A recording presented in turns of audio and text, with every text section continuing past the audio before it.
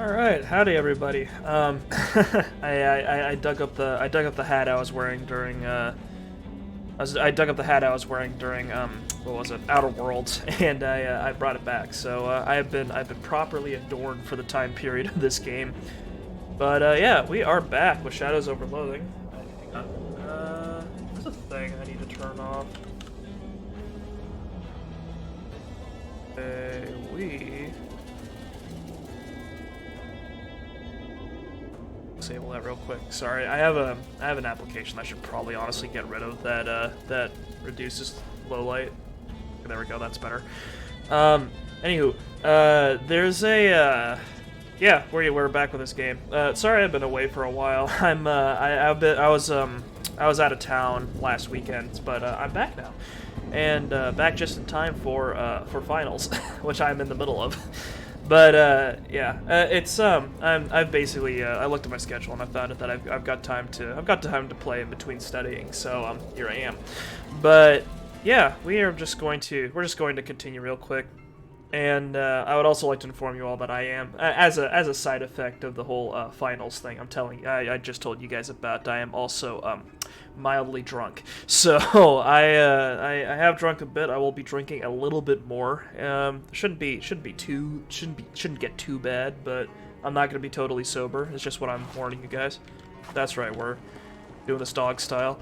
But yeah, been a little while since we touched this game, so I'm not completely on the up and up. We've got Molly Buttons with her gun, we've got me with my fedora, and we're about to go back to the past to maybe see if we can get inside the dam. Oh, nice! We're on the Dean Bros door delivery. We're back in, we're at the construction site where they presumably are building the dam. Some careless dam worker has abandoned a toolbox here. Their loss is my gain. Got 11 in 1 oil. And an all. Apply three bleeding. Ooh. Pipe shoes. This is probably not what they meant to order. These don't make any sense, but you're just going to have to roll with it. Helps you get around. Let's take a look-see. Got another goofy pair of shoes to ride with. What are we doing? Amazing. Outstanding. No one's going to be able to hit me now. Oh. This truck is even heavier than a regular truck. Fish. Nah, you don't want to get your hook stuck. What? But there might be cement fish in there.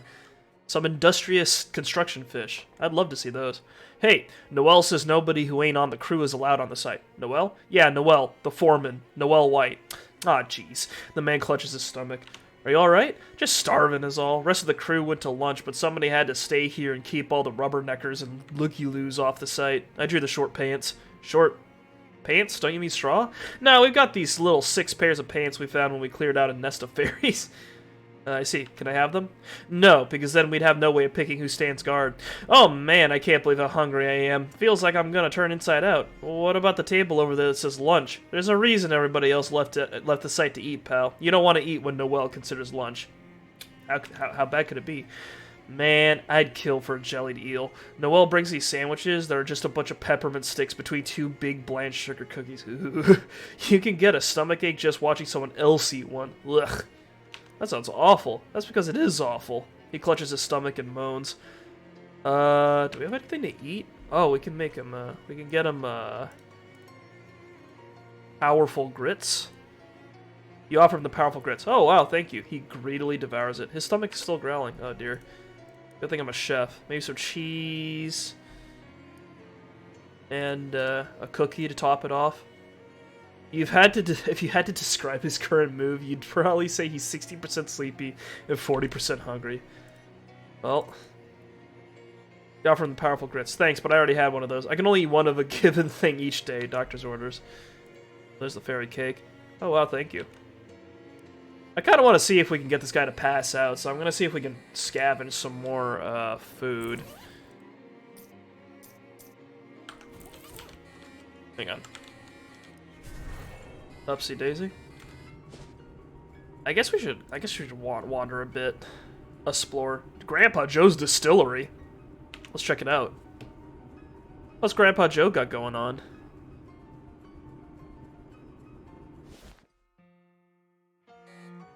A spooky-looking lady is guarding the front of the old distillery. She glares at you as you approach, her eyes flashing blood red. I think this woman, her eyes are flashing blood red. Her first words are "begone from this place," so she's got some kind of, Transylvanian accent. She's got big fangs. I think this woman is half walrus. Begone from this place. You have no business here. Not really, no. I'm just a curious sort. How'd you make your eyes do that? Do what?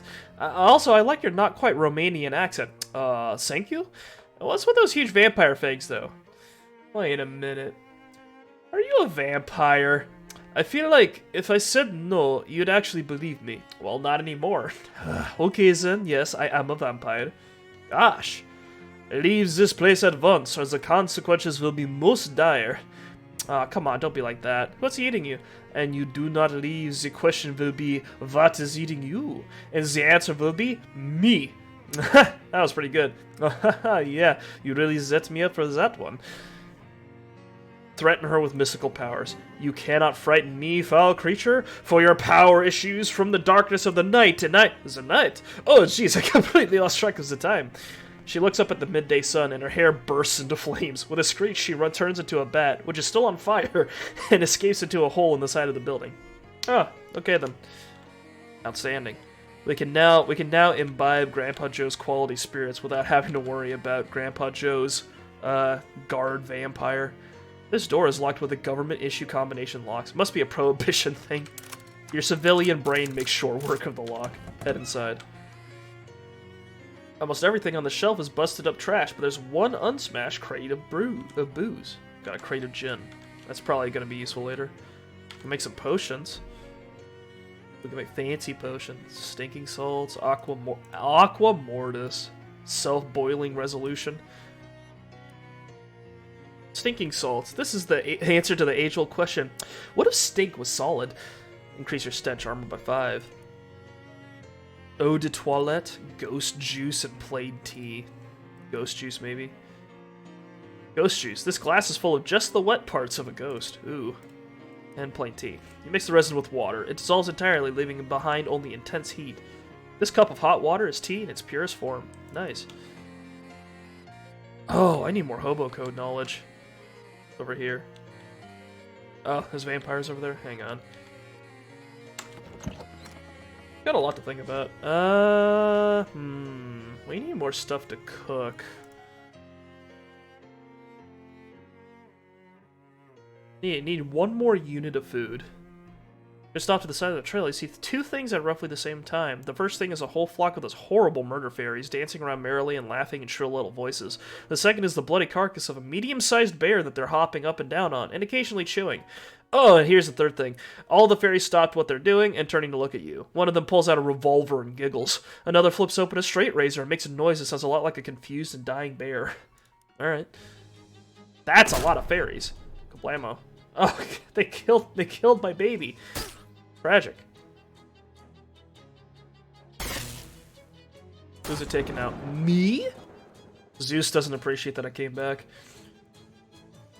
Let's see what we're dealing with here. Who's got high mysticality? Any of these? Doesn't look like it.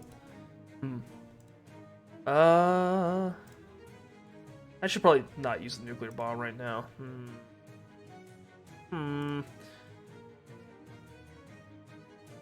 Five stench damage, and we do 13 hot damage. Okay, take out one of these guys. We'll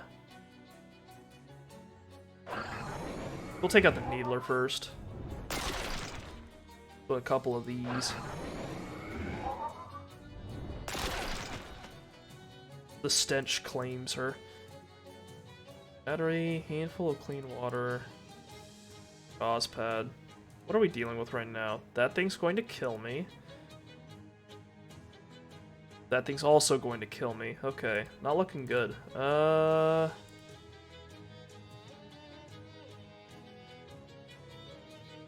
says 15 physical damage? Hang on. Wait, what else do I have? Got a knife. Probably gotta get a couple fairy knives out of this, so I could, like, throw a couple at this guy.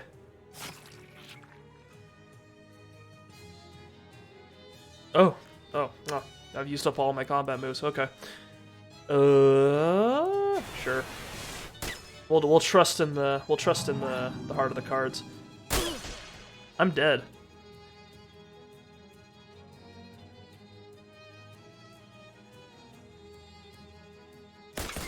This isn't looking good. We might have our first loss today.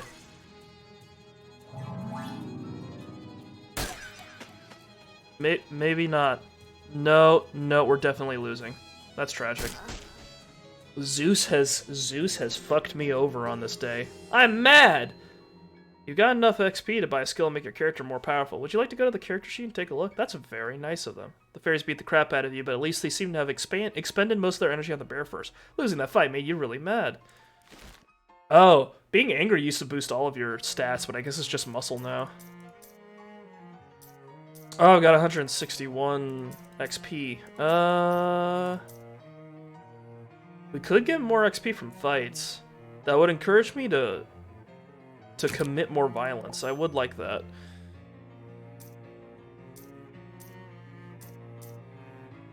Okay.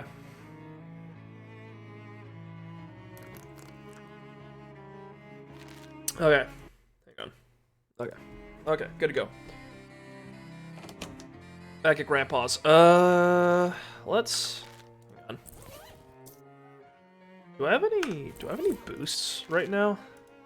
Perks, effects, hand injury, cake with magic from food. So we've got something from food, and we're mad.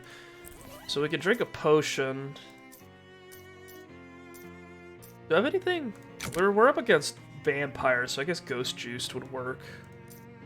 And oh, take it to the speak. Oh, we could serve gin at the speakeasy now. Okay, cool. And that's a potion. So we can drink something, maybe.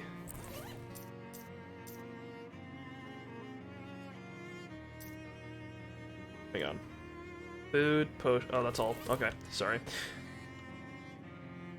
Okay, there are a bunch of vampires hanging out in here, and it probably shouldn't be a surprise that they've noticed you. That's him, the door guard says, pointing at you. That's him right there. Okay, now it definitely shouldn't be a surprise. Alright, whatever. Oh, no. God damn it. Zeus is not kind to me today. Alright, anyone with high mysticality? I got one.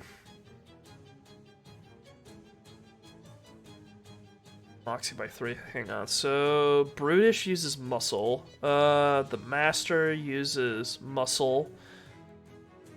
I think. Or either that or maybe mysticality. The Vampire Mist form is immune to being on fire. He's also got... Can't do whatever he was planning to do. I can't tell. This one might use Moxie, so we'll I'll like to Havarti it. How's that look? Yeah, that works. So now it does less damage. We can kill this guy in our first turn, which would be good.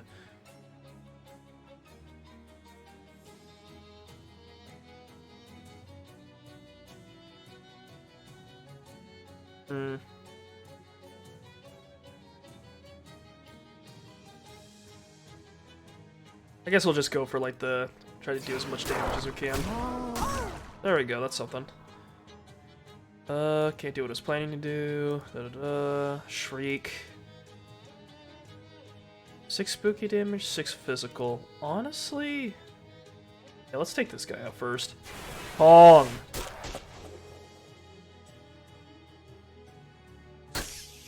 Ooh. Honestly, I might swap Molly back out for Gabby, because one thing I liked about Gabby was that, I don't know, her abilities seem more usable. I live by the ring, I die by the ring.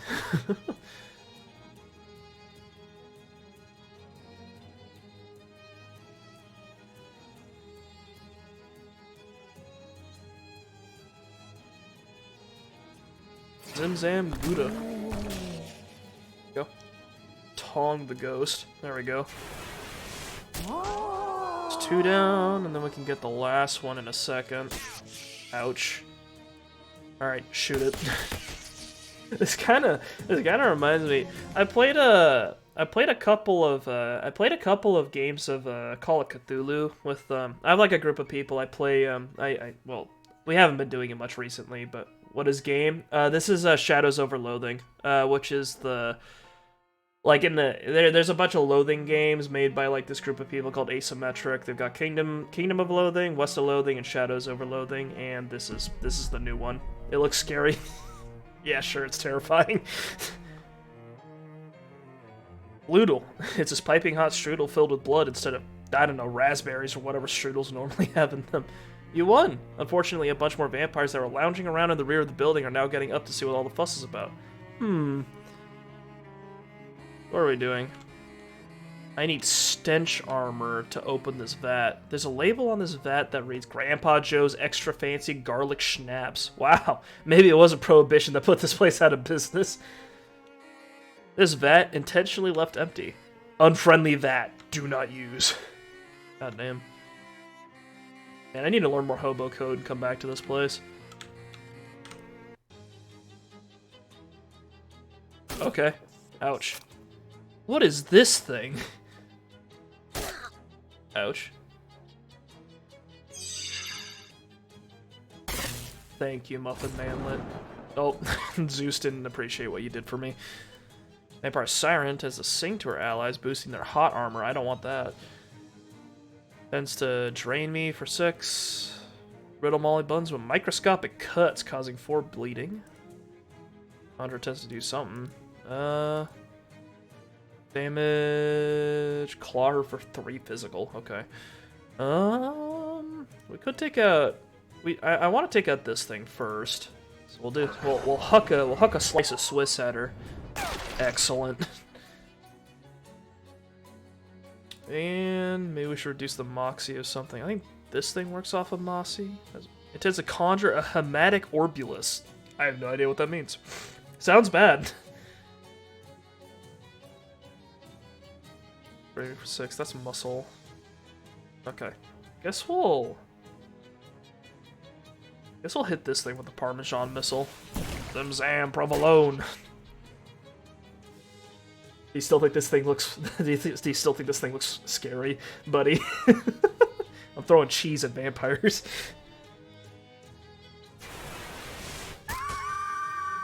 Oh, there she goes. Wow, it's just a bowling ball made of blood. When defeated, it will heal everyone for 12. Ooh, interesting. And muscle. Let's cap this guy. Oh, that's... I thought she was going to shoot him in the knees. Okay, she just breaks him. Okay. 1 billion cuts. Oh, no. Ouch. 2 damage. Nasty claws. Ouch. Nice. Praise Zeus. Okay.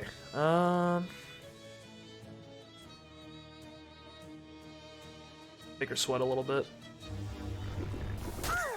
Ouch. Put a gauze pad on Molly. Fixed. Successful.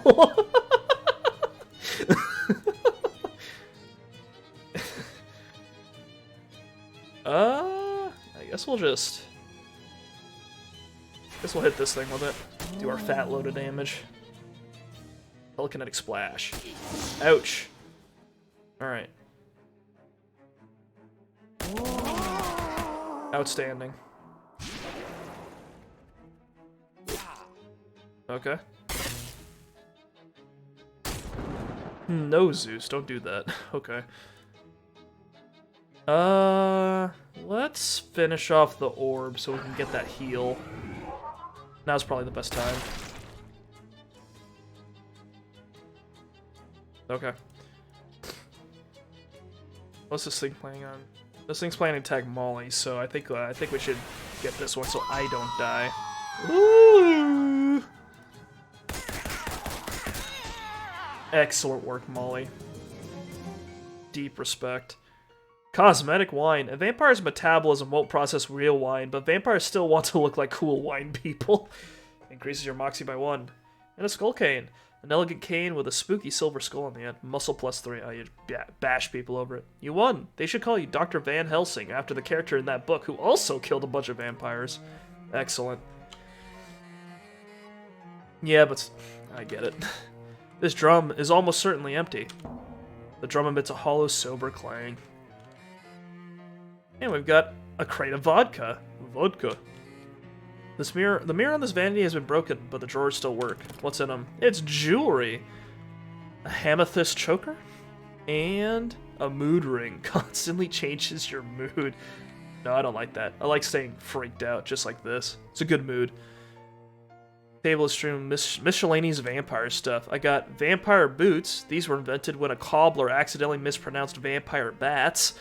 Another bloodle and more cosmetic wine. Nice.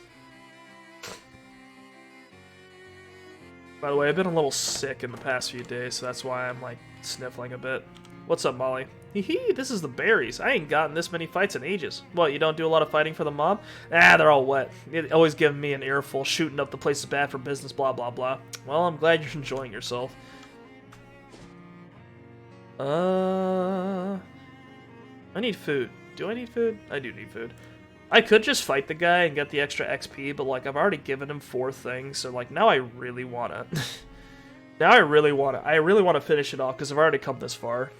You happen upon a small rest stop type area just off the path with a rickety old picnic bench and a square brick bunker that is presumably a public toilet, although a sign on the door says out of order, and the sound of flies buzzing inside doesn't incline you towards towards testing that claim. There's also a meat-operated blue cola cooler, which still has a couple of cans of soda in it, although judging by the rust, it doesn't look to have actually cooled anything in a while. Blue cola. A can of blue cola. It's the patriotic thing to drink, proclaims the label. Increases your max HP by AP by 1. The meat return slot is empty. Alright, let's get one. I got another one. Alright, nice.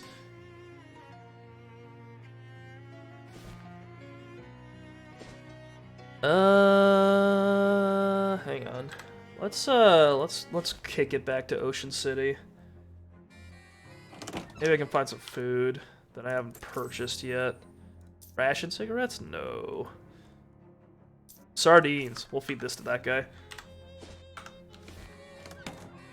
Alright, let's roll on back to the... Let's see what the vampire boots do. Oh, you float. Neat. I've become mythically powerful. Look at this, man. Alright, Dan. Here's your cut of the profits. 96 meat. Found a case of vodka. Gotta be careful with this stuff. It might end up drinking you. I also found a case of gin. This'll gin up some more business, that's for sure. What do these do? 1 mysticality, 1 muscle, 1 physical. Let's go for mysticality. Dig in the gin. There we go. Shot in the belly. Your gullet is being warmed by some gin. Plus 1 mysticality. Nice. Also, let's see if there's any hobos we haven't talked to yet.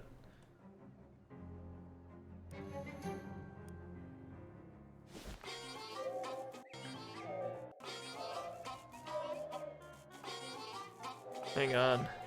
Any hobos I haven't acquired hobo knowledge from yet?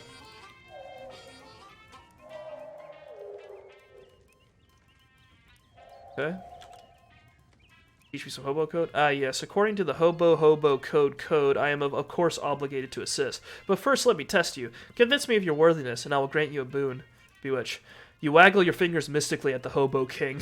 You want to give me a boon. You believe it to be in your best interest. Are you trying to hypnotize me? That won't work. My crown is made of tinfoil. Oh, darn. Good effort, though. I don't know how you got your eyes to go all swirly like that, but it was impressive. I'll grant you the boon anyway. Great. King Johnny takes out a small notebook, writes a glyph on it, and hands you the page. What's this? That is the Hobo code for symbol for boon. One of my favorite jokes. I wish I got to use it more often. Thanks. Alright, I'm headed out. Actually, can you let me in on those secret plans? You're practically a stranger here. Oh, fuck off. Alright.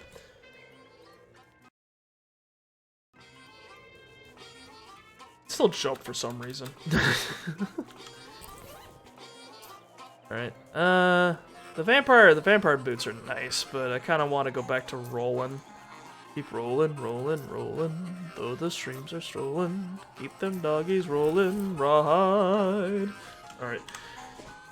Bus stop. Crystal Stream Lake. Let's go feed our man some sardines.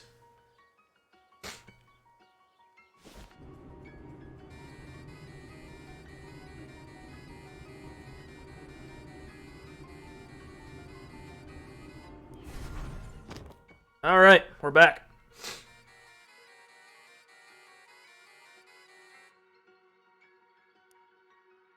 Here's your sardines, big man. Oh wow, thank you. He greedily devours it. Finally satiated, he slumps to the ground and falls fast asleep. Aww. The sign says lunch, but what's on the table isn't identifiable as anything you'd want to eat.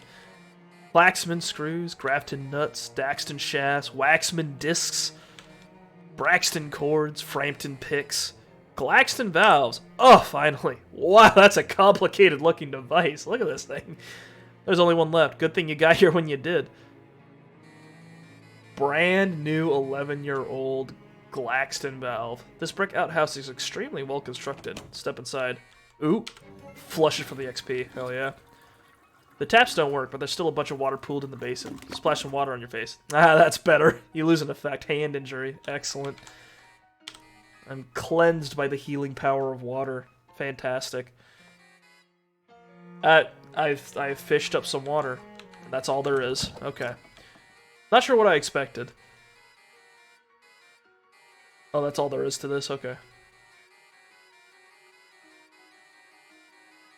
I was wondering what that, like, harmonica accordion sound was, and that's just the sound your character makes when he rolls. Okay.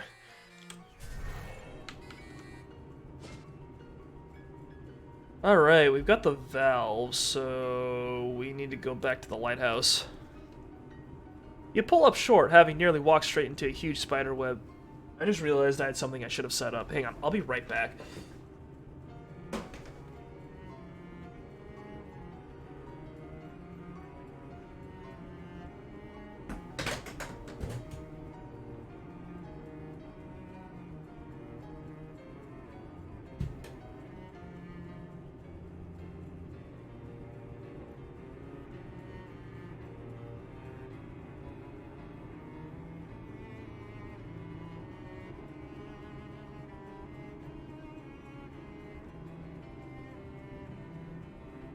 Alright, sorry about that. I have this big, like, I have this big blanket with a couple of, like, strung up on a couple of, tripods that I put behind me to maybe help with some, like, sound, like, bouncing around stuff. Just trying to, like, dampen the noise coming from my, my gigantic gob.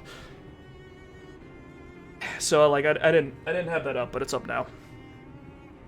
Anywho, you pull up short, having nearly walked straight into a huge spider web while you weren't paying attention. Although, I guess some part of you was paying attention. Good job, whatever part that was. You turn and head in another direction, and soon find yourself stopped by another big spider web. So you turn around and try another direction. Nope, that path ends at a big spider web as well. Looks like the attention-paying part of you wasn't paying enough of it to keep you from getting lost in a huge spider web maze. Maybe in the future you should pay attention to these things yourself instead of just delegating. We just pile through, or we could solve the maze. With some careful mental mapping, you eventually manage to navigate your way out of the maze. Somewhere nearby, you hear a chittering noise that is probably the spider equivalent of shucks. Nice. Oh, we do have an arcane oven here. Neat.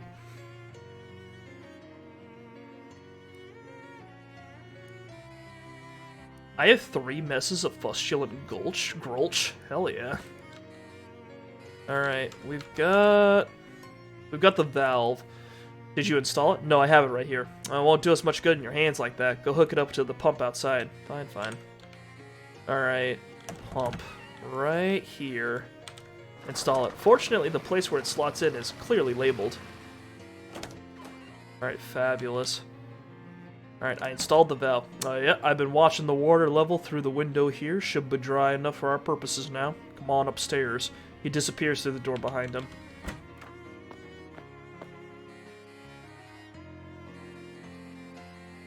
A box of spare 60-watt light bulbs. Ask about them. You only use 60-watt light bulbs? Don't need much. Ain't that big a lake. Talk to him. Well, here we are. Welcome to where the magic happens. Magic? Sure. Fiat Lux! Old lighthouse keeper joke. So, can I have the compass now? What? No, certainly not. I need that. But you asked if I had an old compass, and I said I did, and that I'd show it to you. Never said nothing about giving it to you. Oh, well, I really need it. So do I. I gotta calibrate this lamp to the North Star every so often, and I need a good compass to show me which one is the north one. What if I got you a new one? Nope, I said a good one. The new ones ain't any use at all. Why not? 'Cause of how they changed them. What? Changed the compasses? They didn't teach you that in school? Folks got short memories. It was only round about the turn of the century. Some Atlas company bought the patent on West and branded it as New North. Then they did a recall on all the compasses and issued new ones. They all point west now, and that's useless for my purposes. Okay. Well, how about I find you another old one, then? If you can find another pre-New North compass in at least as good a condition as mine, then sure, I'll swap you. Don't really get what the point of that would be, though, since you'd already have one. Well, it's a long story. Never mind, then. Here, maybe this'll help you. Most of the old compasses got radium paint on the dials, so you can read them at night. This old Geiger counter ought to be able to pick up the radiation from that. Geiger counter, the newest innovation of the Hey Really company. This device allows you to detect radiation by making an annoying clicking noise whenever any is nearby. Where should I start? Well, most folks consider the old kind of compass to be trash nowadays, and if I was trash, I'd probably be at the old junkyard. That makes sense. Neat. Thanks. The junkyard we go. To go to the trash. My good companions. I found a mushroom cave. Hang on. Disregard the trash. I'm gonna go hang out with the mushrooms instead.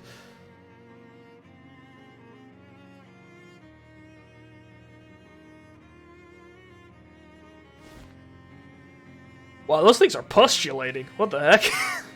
Look at that. Pull some off and fight them. Ah, this huge writhing mass of fungus must be the reason they call this place the Mushroom Mountain. Oh, they're angry mushrooms. Mushroom stabber. Ooh. And a mush mother tends to deposit a fresh mushroom monstrosity on the field of battle. Well, we don't want that.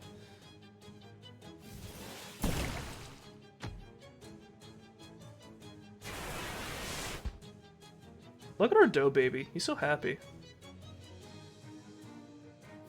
Maybe not so much anymore.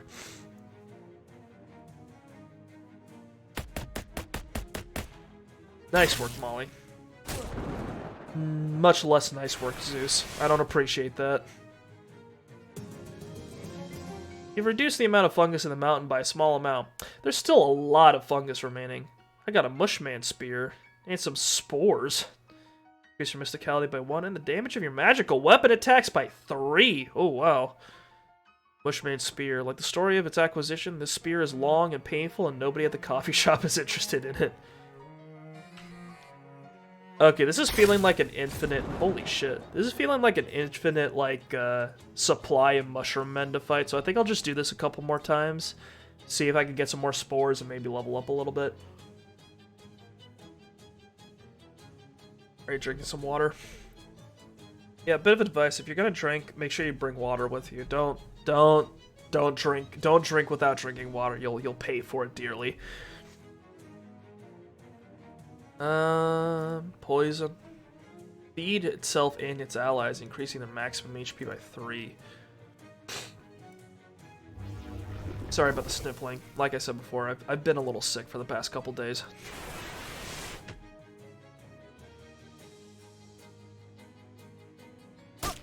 Poisson! No!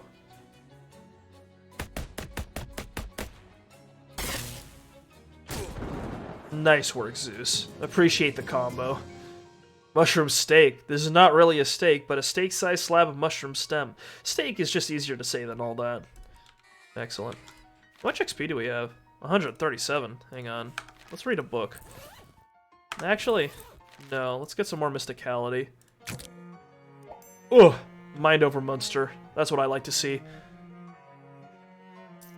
Probably also get Swiss Cunning next time we get a chance. And then Wisdom of Jarlsberg would be good. Ah, nice. Yeah, I grinded a little bit in West of Loathing just because it made things easier. Ouch.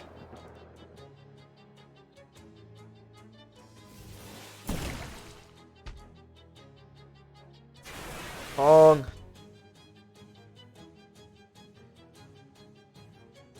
Ouch.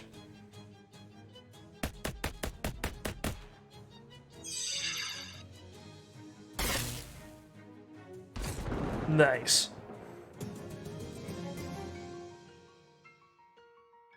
Someone's screaming outside of my apartment. That's cool.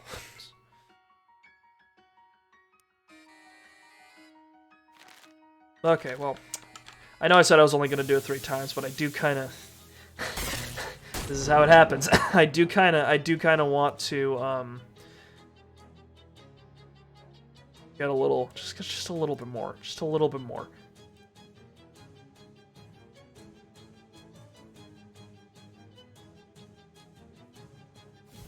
Zim Zam Gruyere.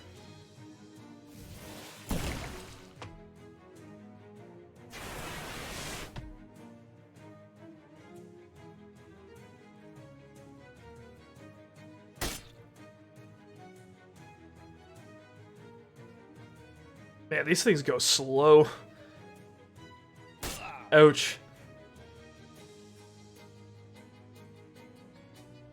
Alright.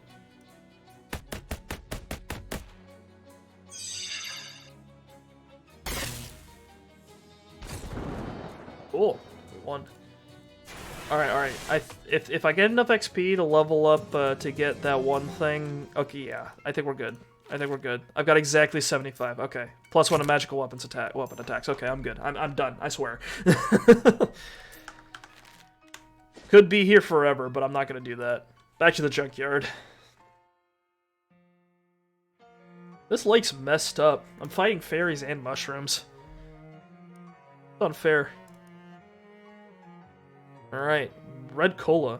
Drink it for your country, urges the label.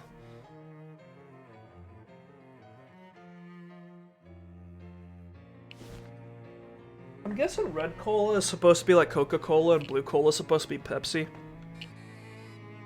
A heated fishing rod cooks the trash from the inside. I got a hot rod. Almost too hot to handle. The trash is left medium rare, but a connoisseur would eat it well done. What the fuck? Oh, hey, there's something shiny in this pile of trash. It's a ring. Neat. When you apply poison, apply 3 extra. Not what I'm building for. I don't know if I'm building for anything, but that definitely doesn't work with anything else I've got. What do I have? Still have the Thunder Ring, which is good. Physicality. Oh. That might be good. Extra meat per combat. Dangerous to be near you. More likely to encounter traveling salesmen. Oh, my character's holding a Geiger counter. I was like wondering what that was. Click. This pile of trash must be especially appealing to flies. This radio must be solar powered. Or trash powered. I need stench armor to dig through that trash. Hang on.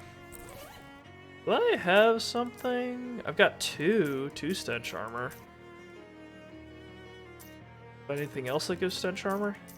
Doesn't look like it. I'll have to eat something. There's a man here. This hobo is trying to wrestle a stove out of a pile of trash. Howdy, I'm Beanie. Hi Beanie, I'm Musa. What are you up to? I'm trying to get the stove so as I can haul it back to our hobo camp outside of Ocean City. Oh, you know about the camp? Yep, I'll be cooking up a mess of beans once I get the stove back there, let me tell you. You know any hobo code you can teach me? Sure, heck, I know about a dozen different symbols for beans. Wouldn't one be enough? They all look pretty similar now that you mention it. What's my muscle? 3. I've got stuff that increases that, don't I? Amethyst choker. Do I have a hat for that? No, I don't. What about pants? Physical armor, HP, mysticality, hot armor. No, not shoes. Food. Sure. No. Stench armor, potion, HP, AP, hot armor, moxie, physical armor, moxie, mysticality. That's combat items. Doesn't look like it, which is tragic. Fuck it. We'll get another. We'll get another fairy cake. Let's help this man move that shit. Hell yeah. I help out my hobo bros. With assorted grunting and heaving, the two of you managed to yank the stove free. Woo! Thanks a million, pal. Now I just gotta drag this back to camp, and I'll be in beansness. Ha. See you around, Beanie. Alright, let's eat those spores, so that we can... Actually, never mind. I want another fairy cake. Let's go for that at the soonest available opportunity. Oh, threw out a whole car. Wow. All the wettest, slimiest trash is in this pile, so I need sleaze armor for that. Might as well eat full. Yeah, might as well play around with the food since, you know. What does that perk say? False cheese, real odor. As though you just played a round of sewer golf, you're dealing with the effects of a foul-smelling wedge. Outstanding. Congratulations, it's the worst pair of pants you could have ever imagined. Yay. Trash-soaked pants. Wearing these pants makes you wish you could afford better pants. That increases the money you get. Oh, that's perfect. Amazing. Alright, honestly, not too bad if we need money for anything.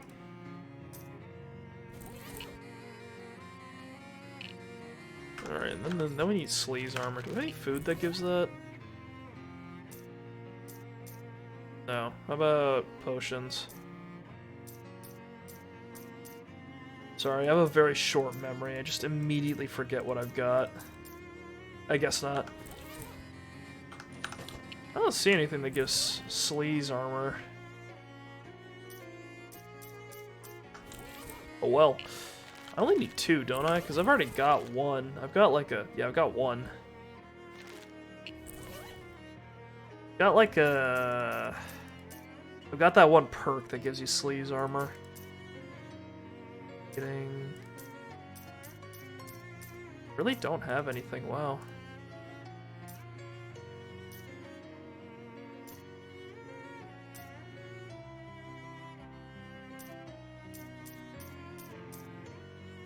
Nope, doesn't look like it.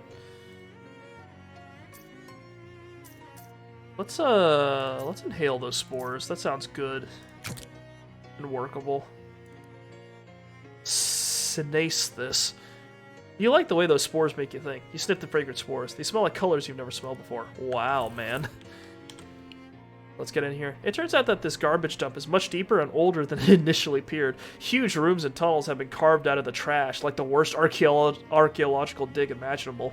And, just to make a bad scene even worse, it looks like a whole gang of those horrible little fairies have made a home in here. Oh, great. There's an ironically half-buried shovel here. Shovel. For digging. Wow. This device is called a shovel because of the way it shoves dirt out of the way and the fact that the guy who named it liked the letter L. Fabulous. Oh yeah, I had a story I was gonna say earlier. I played a bit of Call of Cthulhu with a group of friends of mine, and we all kind of. It was interesting. I had a friend who was running it, and we did a couple of sessions. And the first session we were up against a bunch of fishmen, which was fun. But the second session we were dealing with a vampire. We didn't know it was a vampire at first, but we kind of figured it out pretty quick. But anyway,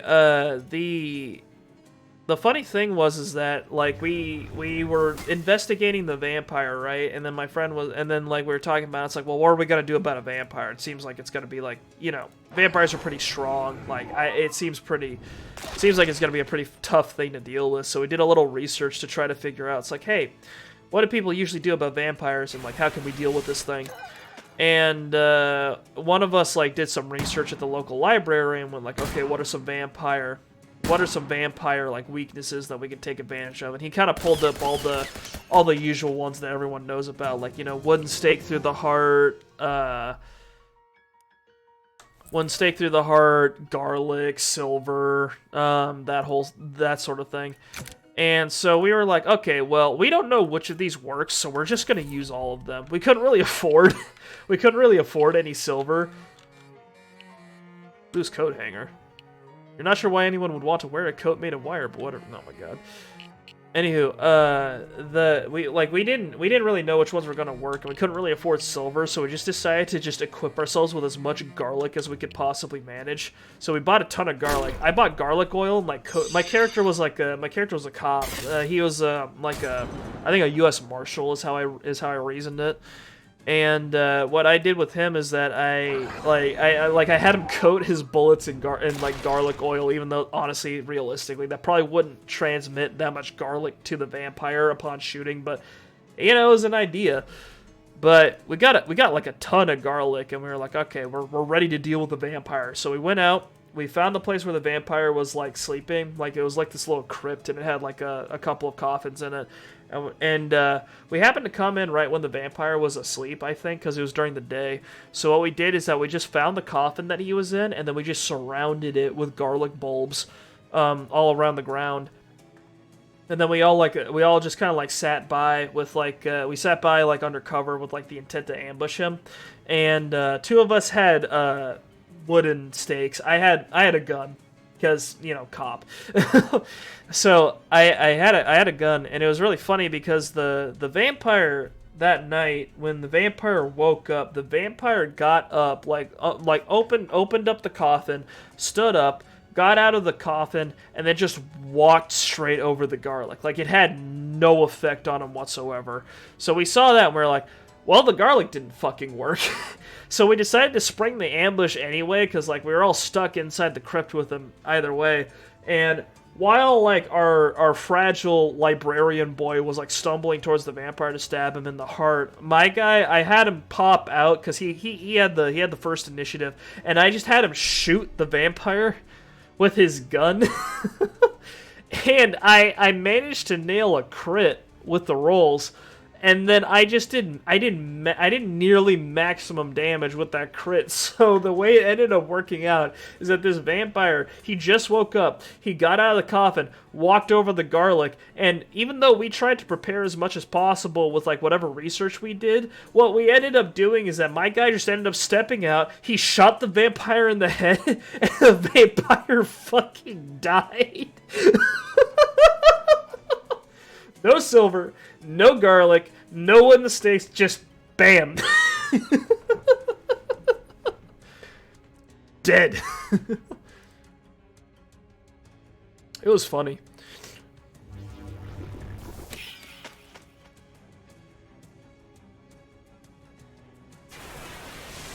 Anyway, I wish more vampire fiction ended that way. It's like, oh, he got shot. Sorry, guns are dangerous. Wow. He healed us. Get the fuck out of here.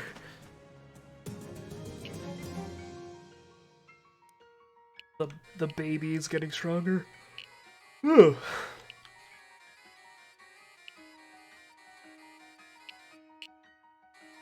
that a bell? Ringing this bell will certainly stir up some angry fairies. I think that's an invitation to fight. Ouch. Ouch. Twig Thumper, Wackadoo, Pine Needler.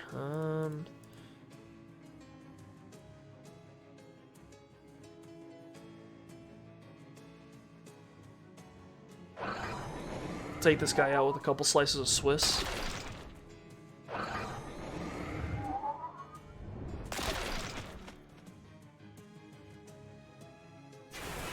Tong.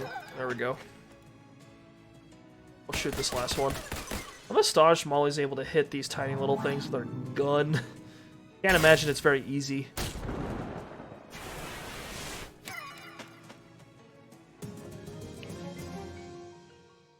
Mysticality plus 3 physical damage and reduce target's mysticality by 2. Oh, wow. Still isn't enough.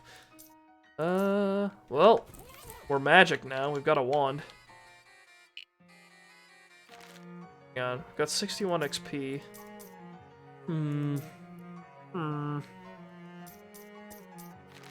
Alright. I think I'm gonna save up a lot of, I want to save up a lot of, XP so that I can get that last one. I can get that last, Mysticality boost.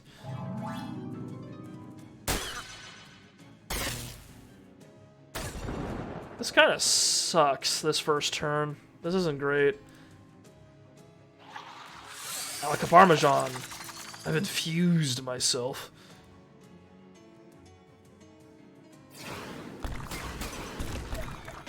Okay, managed to take one out. Gunmother. Hang on, let me juice myself up. Ugh! Okay, 1 AP. Honestly, there were boss fights in West of Loathing, but I feel like I used all my items on like the particularly hard regular fights rather than any bosses.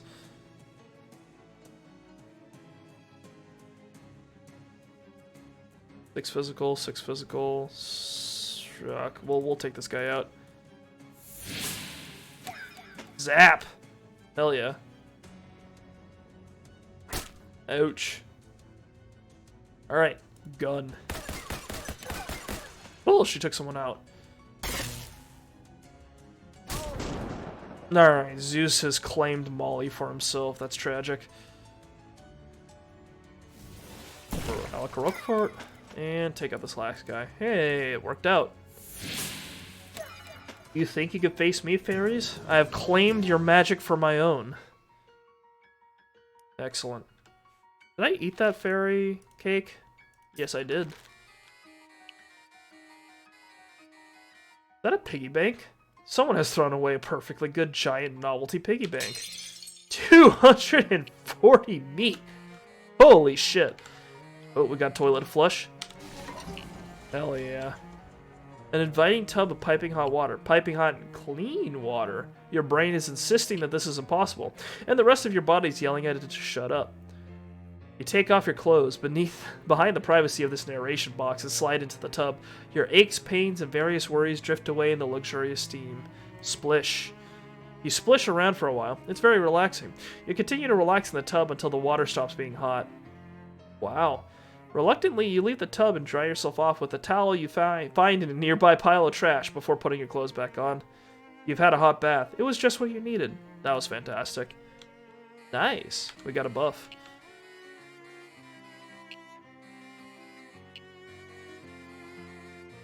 Okay. That's that taken care of. So that's a fairy summoning bell, not what I'm out here for. More fairies to fight. Nice. Good start. Pine needler. Is there a gunmother? No. These are all pine needlers. Okay. Tough customers. Okay. Guess we'll take one out with a couple slices of Swiss. The smell. It claims you.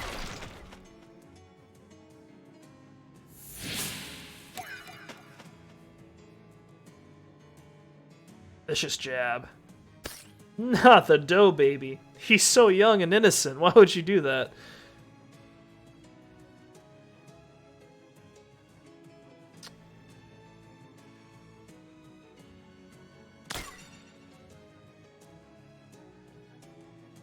Honestly, that was probably the wrong move. I think these guys do moxie damage. No, that's muscle damage. Never mind. Ouch. Okay. Zap.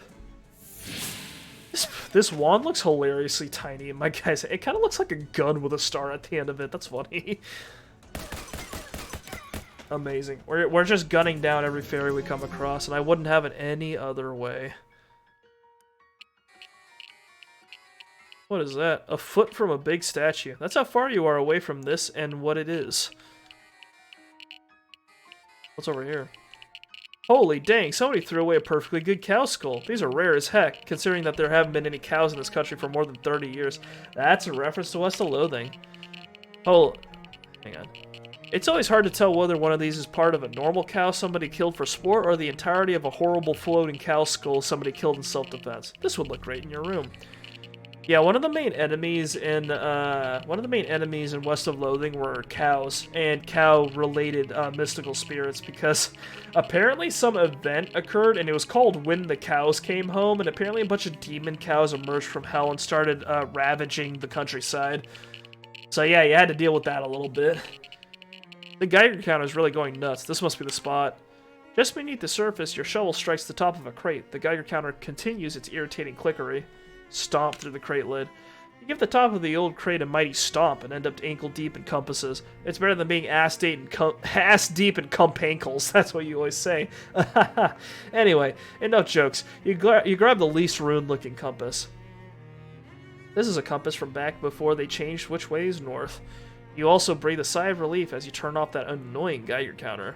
Then back to the lighthouse. I don't know, I kind of like the cracking sound that Geiger counters make. It's got a nice texture to it, you know? You know what I mean?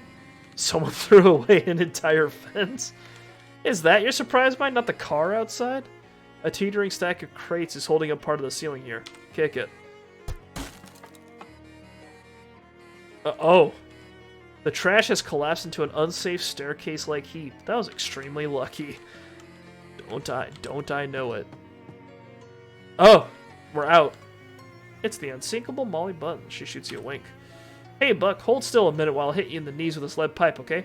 What? No. Aw, come on. I got a swell idea for improving my kneecapping technique, and I want to test it out. Well, you can wait until we get into a fight with someone, then try it out on them. Phew, I hate waiting for stuff. She's gay and impatient. I love it. Alright, back to the lighthouse. We need that compass. I need it now. I need it today. Need it yesterday, even. You see a familiar-looking person heading towards you on their path. As they get nearer, you realize that the reason he looks so familiar... Oh, wait. This happened again. Hi. Are you a clone, or is this a... Yada. Time paradox. Wow, crazy. I agree. High five. 5 XP. Okay, well, I should get going. Yeah, me too. Yada. Yeah, I've run into me before. Stands to reason that I'll run into me again. Oh, don't know what the fuck I did there. Okay. Hello again. You find that old compass you were looking for? I sure did. Here, what do you think? Could use a polish, but it seems to be in good condition. Alright, I'll swap you. Let me go get that old Geiger counter back from you, too. Cursed compass. This compass always points towards the evil version of North. Thanks. Yep, no problem. Get along now. I got a lot of important nothing to take care of. Ah, yes, the life of a lighthouse keeper. All right, looks like we're done with the lake, which is fabulous. Take the boat to, not the boat, the bus. Take the bus back to Ocean City. It's Jessica. I got that compass. Oh, good. Not much of an ordeal, I hope. Could have been worse, I guess. There were some horrible fairies. What? No, don't tell me. Just uncurse that thing and then get some rest. Okay. I think the next artifact is a book. I'll have the location narrowed down by morning. Sounds good. Alright, let's go uncurse this compass. You sit with the compass in both hands as the machine whirs and whines and shakes around you. The machine, you feel, is frustrated. Some internal mechanism is swinging wildly, frantically, then crack! It figures out whatever it needed to, and there's no more curse, not in the compass, not anymore. It still points to Old North, though, so it's practically useless. Uncursed compass. You have removed the curse from this compass, making it just a comp. God damn it. The compass's curse is now transfixed in the uncursing machine. Dare you project your consciousness inside? I will dare. Oh my god. Gosh, that looks sore. This is madness! That foolhardy coach is gonna get us all killed. Like him or not, he is our coach. We ought to listen to what he has to say. People say to not change the... people say not to change horses in midstream, but what if the horse is trying to get you bashed in the head with a baseball? That's a horse worth changing. And trust me, I know from horses. I saw one once. What do you think we ought to do? Let's get out of here. Go home. Don't you think things were just fine the way they were? Why are we doing this? You mean playing baseball? He looks you dead in the eye and manages a nervy chuckle. Yeah, that's right, kid. Alright, we'll see ya. Okay, so there's a coach that's kicking everyone's ass. Noted. You okay, fella? I'm disgusted that it's come to this. We all know you're the weak link on the team. Some would say the team accountant shouldn't even be allowed on the field. But you tell me, did all my years of including you in the team lunches and burpees make you into a baseball player?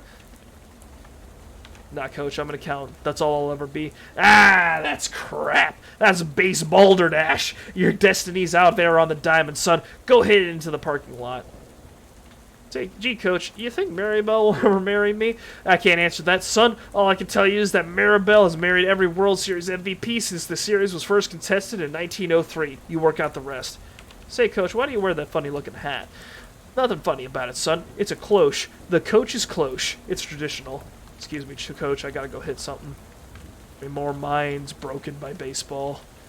The Plunkett Street Pushovers versus powerful baseball team. Hang on. Hang on. Wow, there's lag on the swing. Well, this is hard.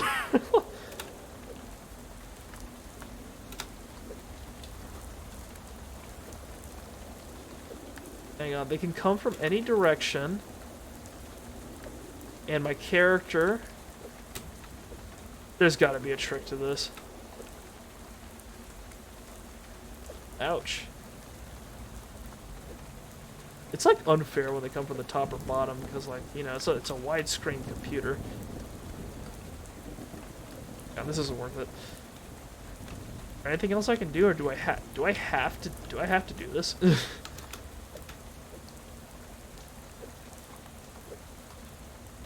This doesn't seem possible. I'm not gonna lie. They're invisible baseballs. They're coming from every direction. I can't... Like, there's lag when it comes to hitting them. Hang on. Hello, Coach. There's no talking baseball, son. Get out there. What's with these compasses, Coach? My swing won't connect with them. I know it must be overwhelming. All I can tell you is to stay calm and remember that in baseball, it's all about what you do hit. Why is the other team getting points when I swing? That's baseball, son. If the other team ever feels physically intimidated, that's an automatic 5-point penalty. Then how am I supposed to win at all? Quit gabbing and get back out there. Don't you know leaving the field to talk to the coach is a 10-point penalty? Hang on.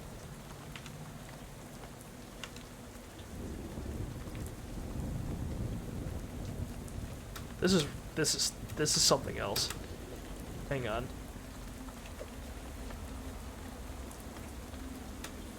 Dude, they're invisible. I can't fucking see them. The game's fucking monochrome. It's kind of hard to make them out.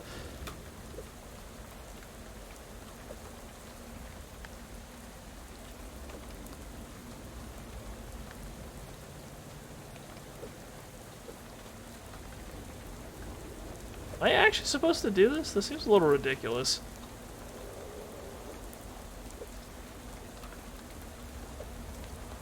Oh, come on.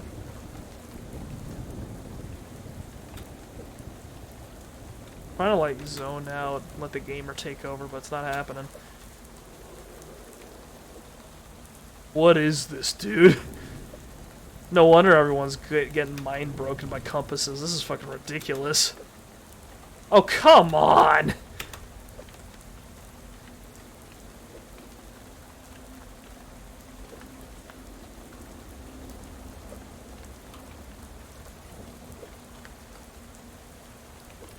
Okay, whatever. There's gotta be something else to it. This is madness. Let's go home. Hang on. First room. Hang on. If I go back into the machine, does that reset the score?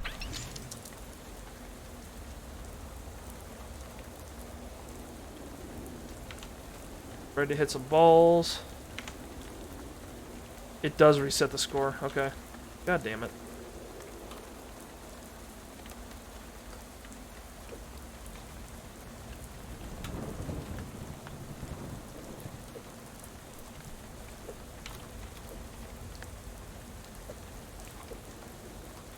Why is the accountant doing this, dude? This is ridiculous. I have to swing it before they enter the screen, and even so, like, even when it connects, it doesn't seem right. What is this? Like, the other ones seem more possible than this. This is ridiculous. Hang on. There's gotta be something else to it. There's gotta be. I'm missing something. Hang on. What is... I know it must be overwhelming. All I can tell you is stay calm and remember that in baseball it's all about what you do hit. What the fuck? Okay.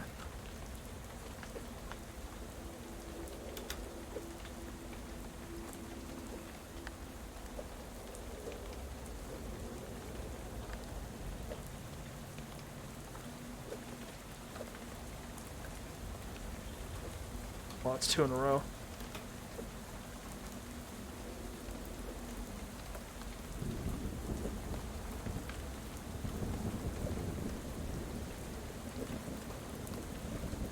Why am I getting hit with 2 now?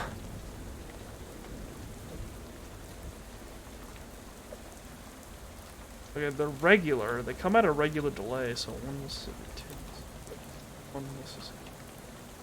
Okay.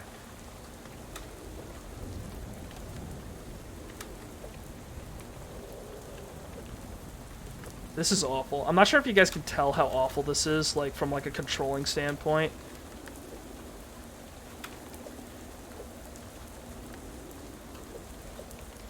Like, I'm pressing space. My character just... I don't know what the fuck the deal is. I don't know if my sense of timing just sucks, but, like, what is this?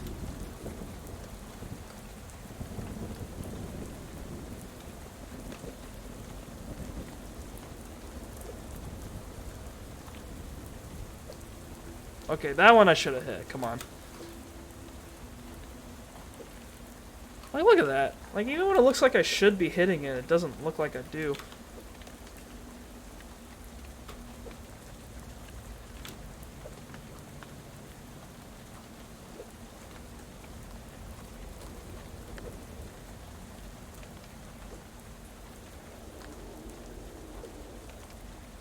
What is this?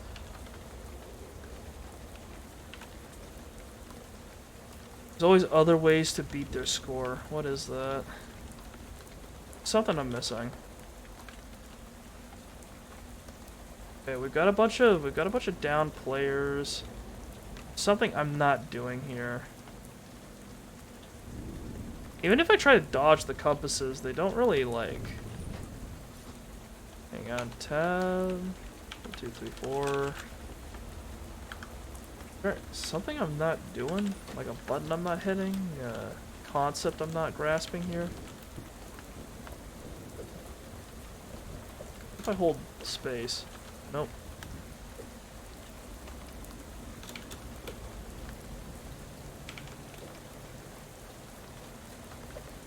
If I just let him hit me until it gets to 999, like it resets or something. Maybe we should say that. Now let's jam their score as high as we can get it. But I don't think it just doesn't feel very possible that I can hit these compasses. I am an accountant, so maybe that's what. Maybe it's like a numbers deal.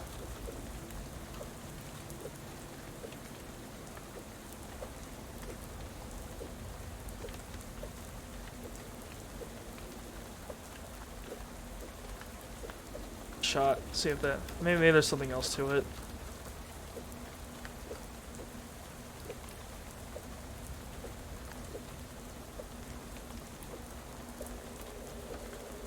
Yeah, I'm definitely seeing times where like the club actually does overlap with the compass and it doesn't hit it, so I don't think I'm supposed to hit these things. Over 1,000.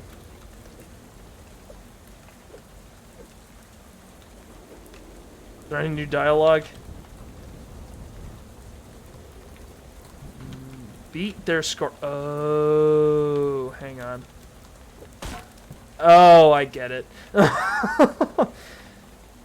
Son, my #1 boy, you did it. You son of a gun. You won the whole damn game. Did I really do good, coach? Look at the scoreboard. It's 0 to whole. That's the whole ball game. This one's for the accounts. Now get over here, champ, and puck rock, because here comes the coach's big sniff. What? Okay. Sure, I'll take it. Funny, the compass feels extremely reassuring now that it's back to being an ordinary little thing in your hand and not something hurled at your head in oversized ghostly form from every cardinal direction. It glows faintly. 25% to item and meat drops. Ooh, to think you were ever scared of a little old compass. Gee, coach, do you think Maribel will ever marry me? I don't know, Musa, but you don't need to call me coach. We're friends. Call me Jessica.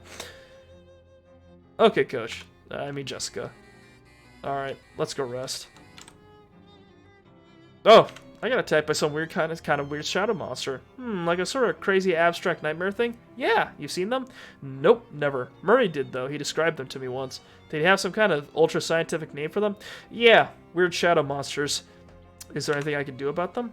Well, here, take this ring. Murray gave it to me and said I could use it to banish them if I ever got attacked by one, but I never have, so you might as well take it. This cheap hunk of costume jewelry will probably turn your finger green, but it also banishes shadow monsters, so it's probably worth it.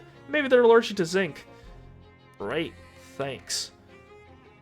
I got some applicants for the new storefront I fixed up over there on the other side of the Cola War surplus store. Got a second to pick one? Sure thing.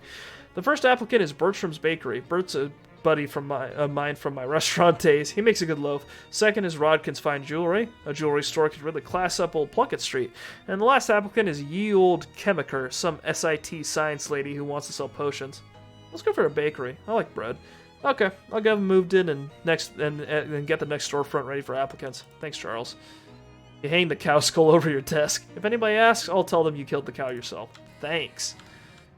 Here's your little tentacle, buddy. Pickle him. And let's rest. You're ready to make the transition from Crystal Dream to regular dreams. Very nice. Glaxton. Glaxton. If you repeat it enough times, it starts to sound like a real word. This represents your growing mistrust of your bed.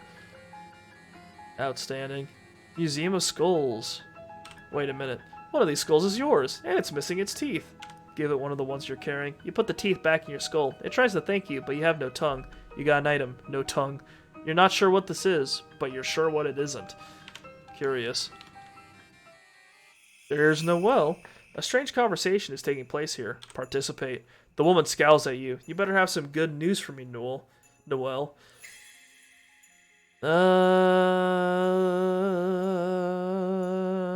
Hog futures are up 10 points. Everything is just peachy keen, Madam President. Good. The dam project is complete. Who am I? Everything's perfect, ma'am. The circuits are lit up just like a crimbo tree. And what about the interloper? Uh-oh. Wait. I'll show you an interloper regret. Anger. I should never have come here. Let's get mad. I like being angry. Yes, I'm working on that. A little bird has told me his last name, Bacula, if you can believe it. Our friend Morris is his uncle. The president's frown deepens. Oh shit, they know our uncle. Uncle. Any relative of Murray Morris is an enemy of ours. Find him and get him out of the picture. I'd be delighted, ma'am. Both Noel and the president wink out of existence with an ominous-sounding pop. You are ready for the stream to be over. And how? Ooh, there's a floating speech bubble there. Excellent. Anything over here? It's as if there is some sort of invisible wall here. You can go no further. Alright, let's get out of here. Stop dreaming about the Sandwich Museum and Christmas. My room. I'm awake. Morning, Musa. How are you feeling? Fine, I guess. I've been having weird dreams. Oh, like the one where you're driving a car, but you're in the back seat and can't reach any of the controls? I can't remember very clearly, but I think it was weirder than that. I really hate that one. Anyway, I found the next curse thing. It's a hardcover book about yay big, and it's somewhere on the campus of the Seaside Institute of Technology in Porkham. You ready to go? I haven't even had any coffee yet. I'm sure you'll be able to find coffee when you get there. They probably invented some kind of high-powered science coffee or something. Alright. Do you have a map of the place? No, but it's a college campus.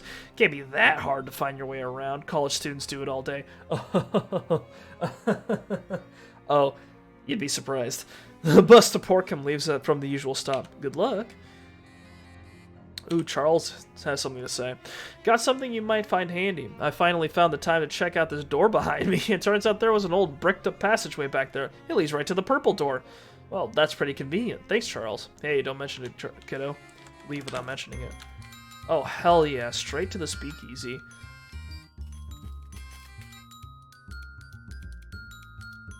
Oh, hey there, how was your road trip? Oh, hi, it was the cat's pajamas. Her OAO was all in a tizzy that we mooched his egg crate, though. That old hay burner needed the constitutional. If my heavy would quit being such a dewdropper, I wouldn't have a yenny to drag a hoof with niftic cookies like that Oliver Twist that was making goo-goo eyes at my gams all night. That Zib was a four-flusher from hell to breakfast. If you hadn't been so spifficated on that panther sweat we were gargling, you'd have rumbled that he was itching for your Mazuma more than your stilts. It figures, but he was a real peacheroonie all the same.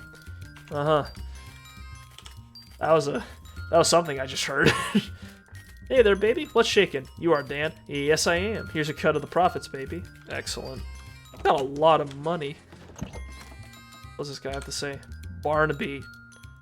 What do you have to say, Barnaby? The indiscretions of youth run deep, and deeper still flows their bitter wine. Okay.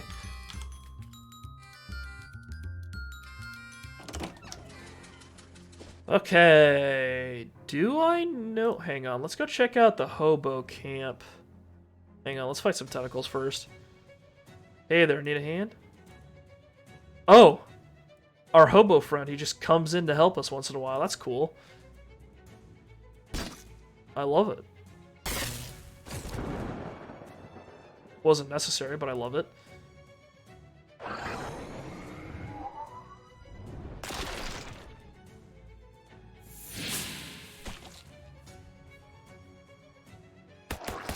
Excellent.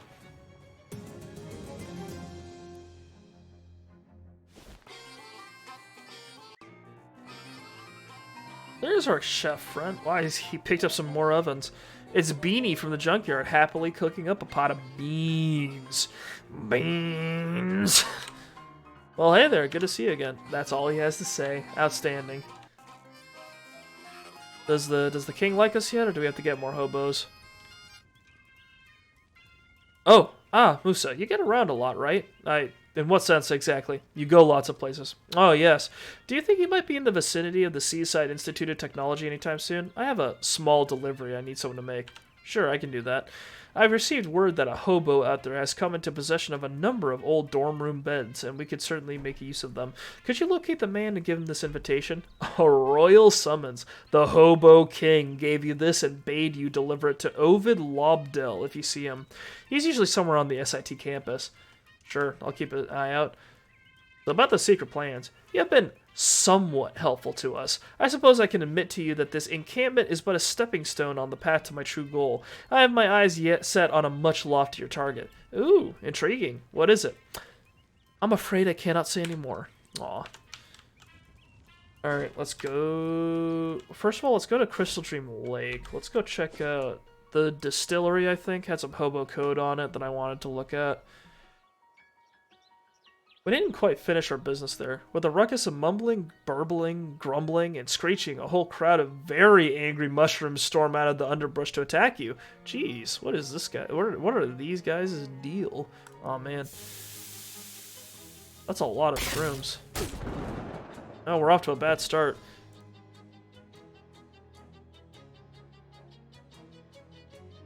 Oh yeah, this guy is tough. Holy shit. Let's cook him a bit.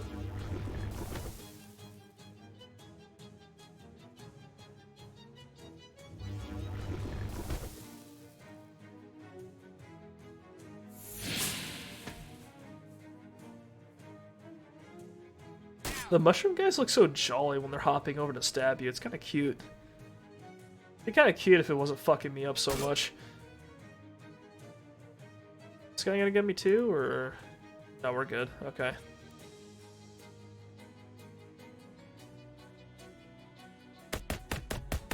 Okay, cool. We managed to take one down. Ooh, I might be dead. No, the dough baby's taking one for the team. Hell yeah. Thank you for your sacrifice, my child.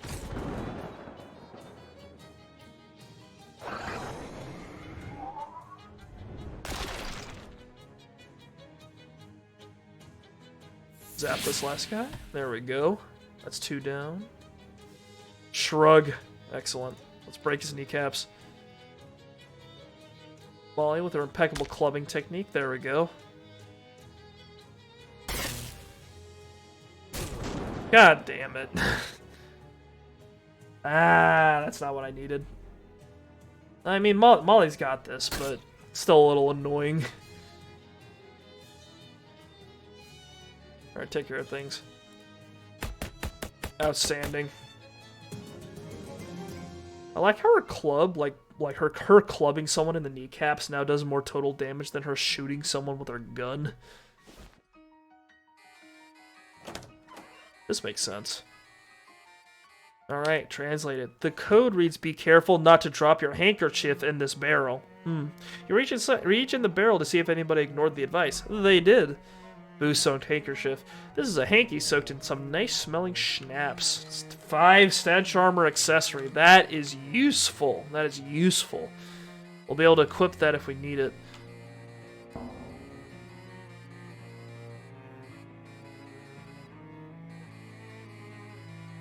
Alright, I think that's everything. Alright, SIT campus, Porkum.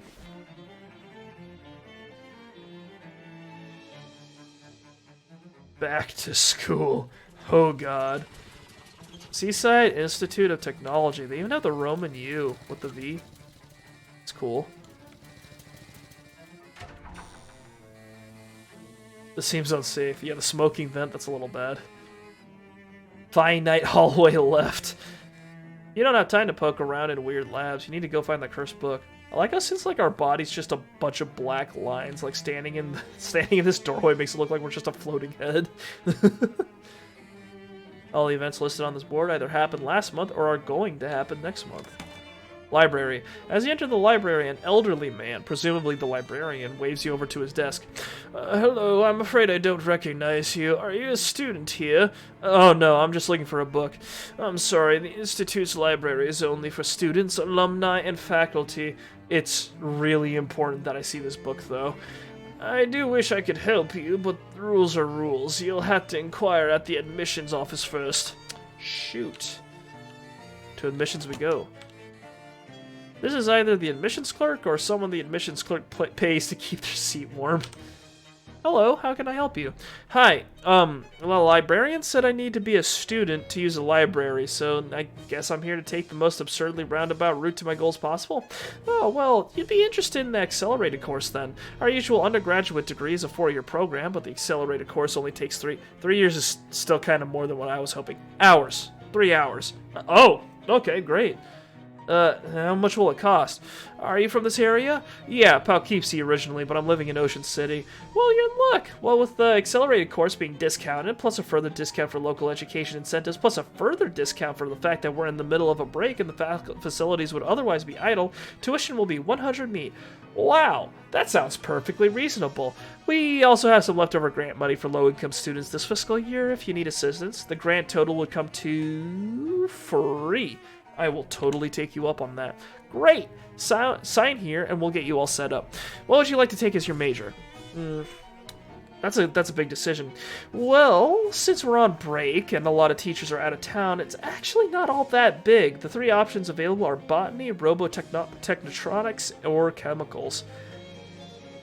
I'm seeing logic and difficult puzzles, so I'm gonna go for the stupid decision and fight things. I'll take botany. Next, choose a minor, which could be geology, meta-acoustics, or astronomy. Let's do astronomy.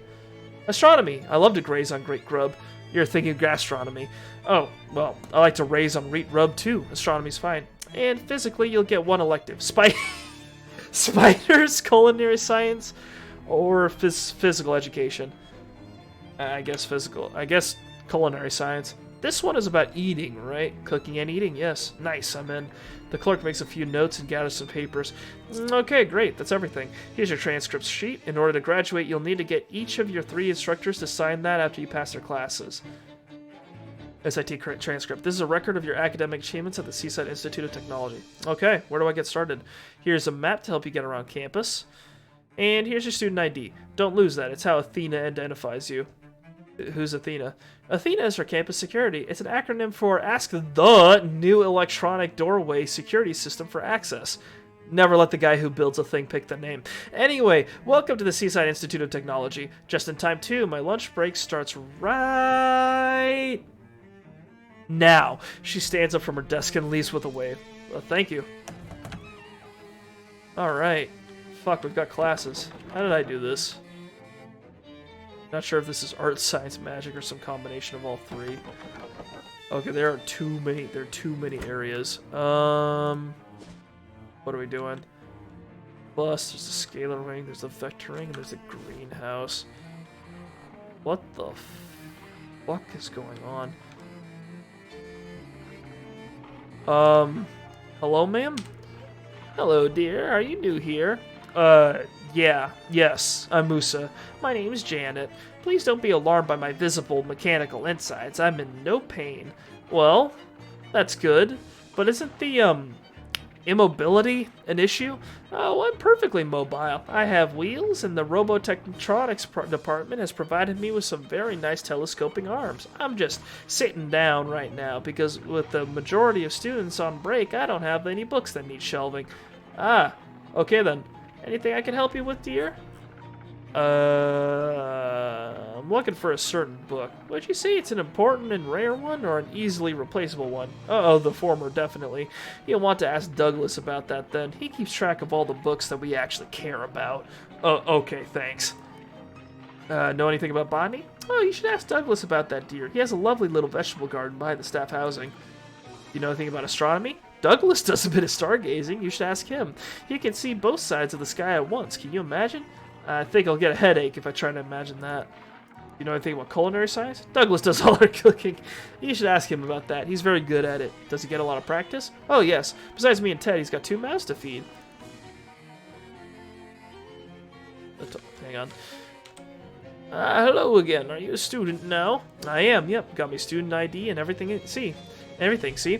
Yes, that looks to be in order. Very well, then. My name is Douglas. What can I do for you?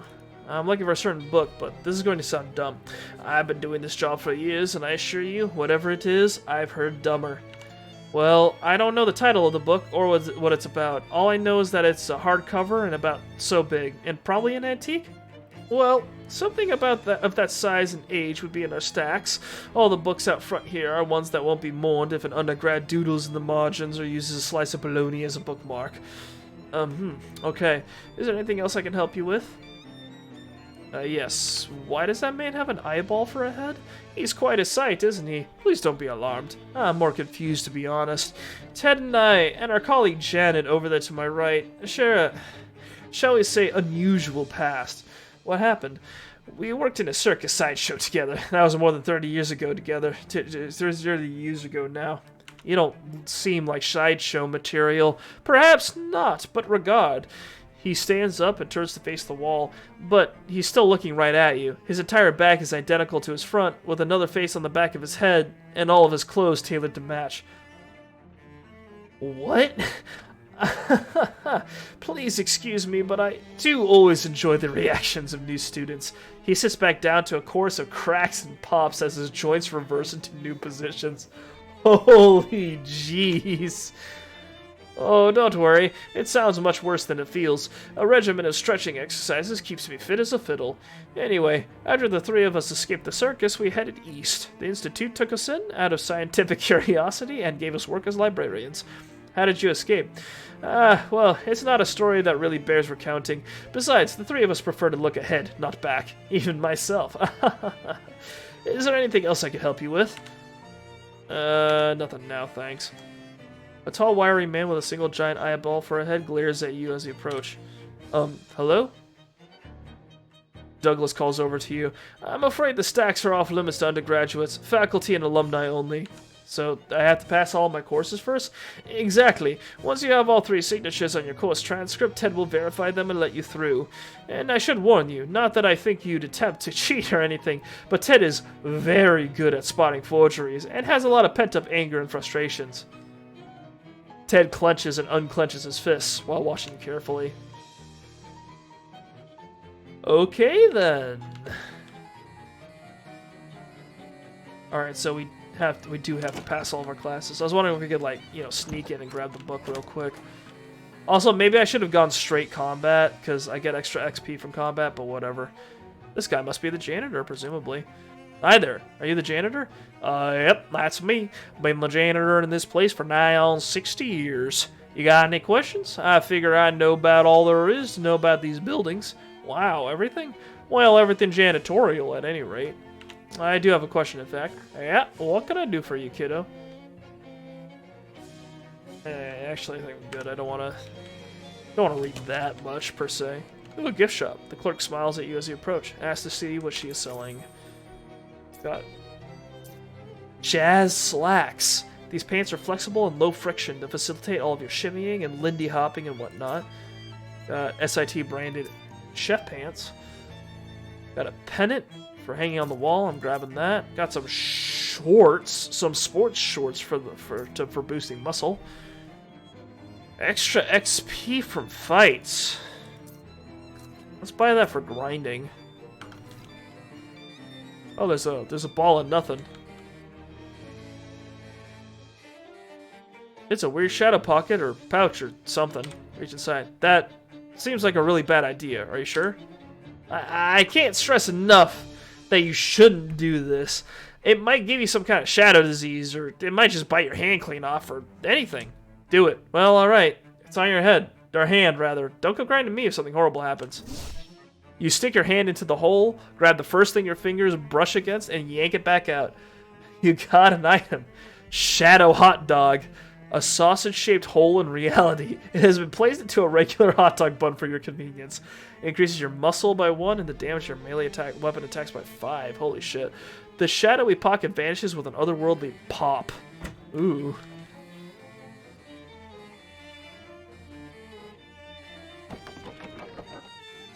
Astronomy. We've got astronomy. That's a class. Hang on. The soda machine appears to have been pretty comprehensively tampered with. Investigate.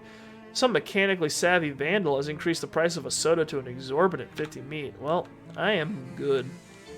This drink you found seems to have developed a steam leak. Got laundry. The laundry room is currently closed for repairs. We apologize for the inconvenience and ask that you please refrain from washing your socks in the drinking fountains. Oh dear. The barbecuing? Excuse me? Culinary silence. There's a gobbo here. This goblin is concentrating on their cooking? Steam tunnel access. Huh, you'd think this door would be locked, but it isn't. Wow, this is like a really... There's like a lot in this area.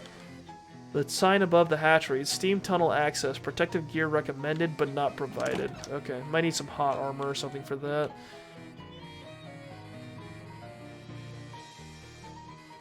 Physical education. They spelled notices wrong, but they're notices. But they're hoping nobody would notice. Gotcha. Alright, let's do botany first. Let's do it in the order that we signed up for these things. Okay, so we're in the main lobby. The greenhouse is to the right. I like the little dotted line because it's the infinite hallway this way. Infinite hallway. This hallway stretches as far as you can see. To infinity, though? Surely not. Find out. Restroom. Hang on. Is there a turlet? A steam-powered toilet. You don't see these very often, and it's not hard to imagine why. Yikes! 35 XP. As far as you know, this sink is capable of providing an infinite amount of water. There's no fish in it, though. We've got a very interesting amount of meat right now. I'm starting to get a little concerned.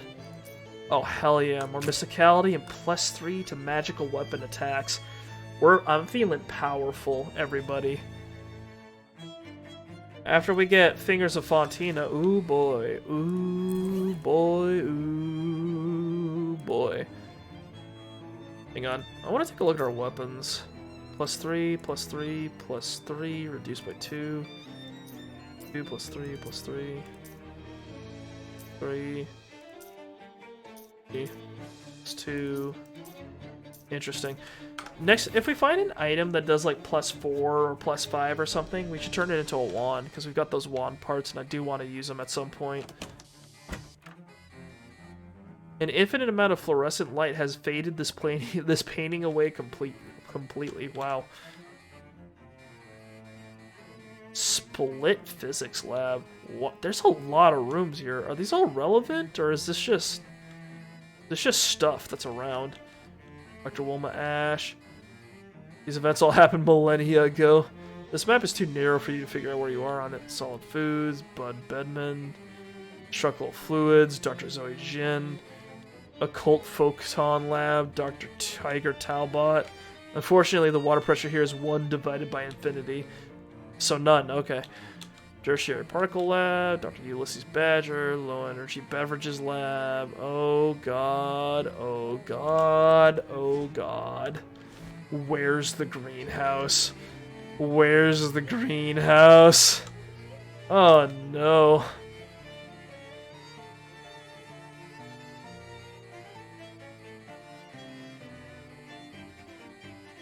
Hang on. The greenhouse back at the beginning? I want to double check before I keep going down this infinite hallway.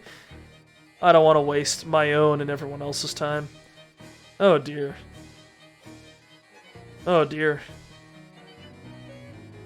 Please. Please take me back. Okay. So that's the exit outside. So that takes you out to the courtyard. Yeah, I've cut to the right water back into the main building. Where does this put us? Oh, we're in the vector wing now. Okay. There's astronomy, theoretical topology, some weird thing. Paradox lab.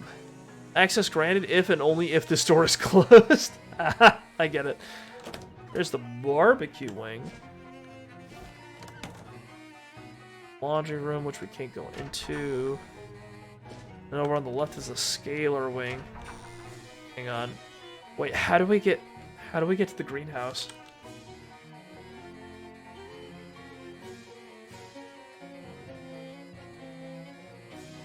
Because it does look like we have to... It's either off of the vector wing or the infinite hallway. Hang on. There's gotta be a door that breaks off or something. Please tell me. Please. Please. I'm begging you. Oh no.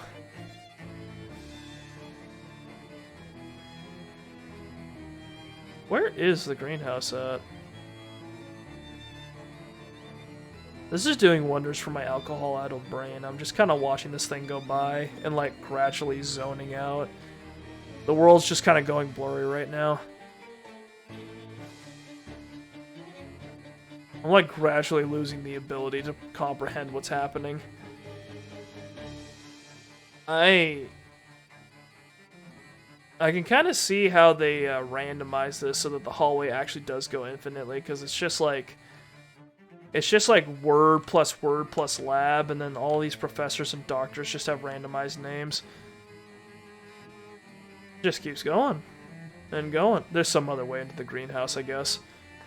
Back we go. I don't want to go so deep into there that we end up being here for fucking ever. Linear math, wow.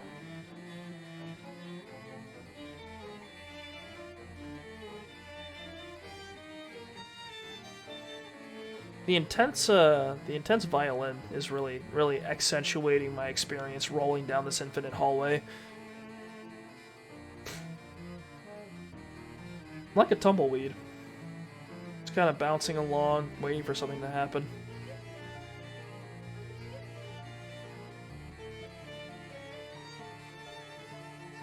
I'm astonished by how many water fountains they've got here. You know, I guess that means they just have like infinitely reaching like water piping, I guess, just to keep getting to those water fountains as they go infinitely down this hallway. Wonder what it'd be like to work to learn in an Eldritch University, like where there's just stuff going on that doesn't make sense. I guess it'd be kind of like Hogwarts, but like more horrible. Because like Hogwarts has some crazy stuff going on where it's like, oh yeah, we've got there's sometimes there's just magical animals that get loose and end up in the who knows where.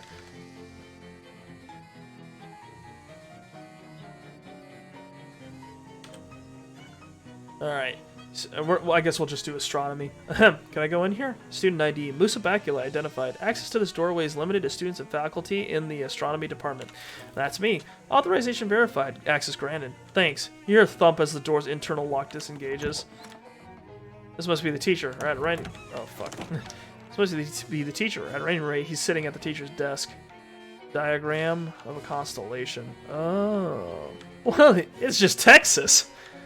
So we've got like a pickle, sort of lollipop or something. That's a cigar, an octopus, I guess like a trash bin or maybe like a snow cone, a person, Texas, a cube, meat, a revolver, some fish, a mug of beer, a spider, a spiral, and a house.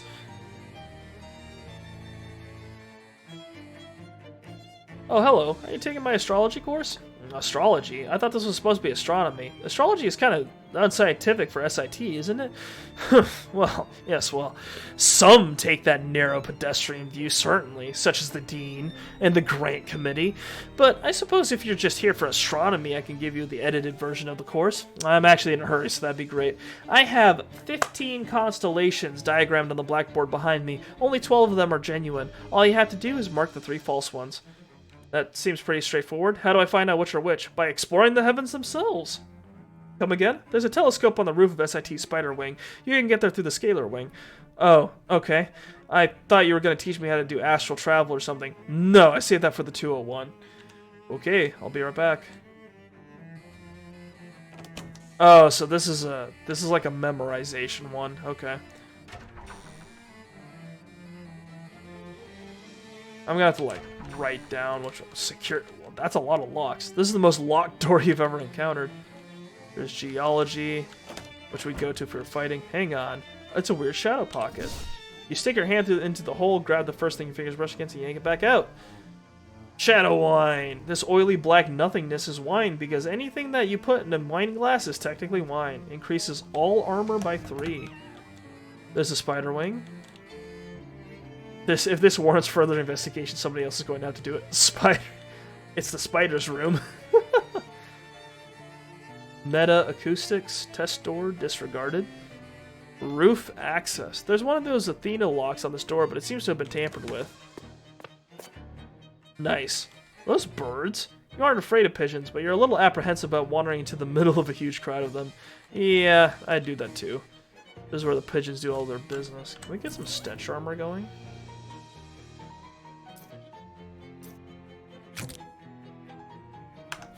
God, is that enough? No. Offhand. Accessories. Oh, right, we got the booze-soaked handkerchief. There we go. Got some eggs. A group of pigeons is called a flight, and a group of pigeon eggs is called a pile. Okay.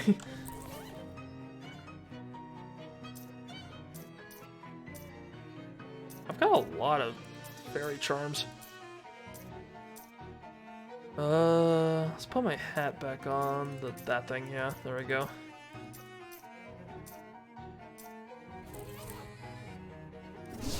Got a shadow clarinet. Reduce all of an enemy stats by 13. It might be an oboe. It's hard to tell with the endless void pouring into the world, our world through its empty silhouette. Outstanding. Hang on. Forgot. There's nothing over here except even more of these machines. Why do they make so much steam? Whatever these machines do, this one isn't doing it. Fabulous. Alright, telescope pointed at the stars. Okay, we've got the cigar. Hang on. Still got my notepad. It has not moved. Cigar octopus. Okay. Got the gun.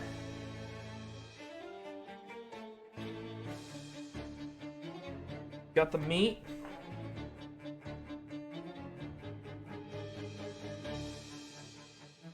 Got the fish. Need 12, right? So we've got 5 so far. There's the... We'll call it a snow cone. That's what it reminds me of.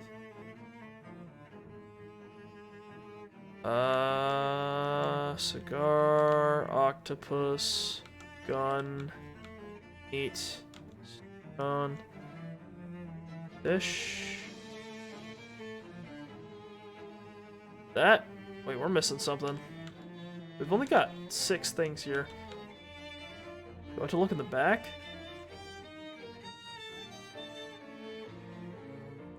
Gun.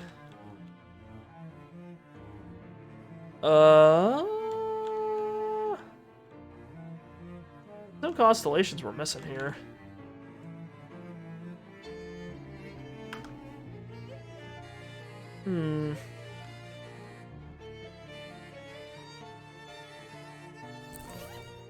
Wait, hang on. Okay, we can do it again, but there's no real purpose to it. Okay.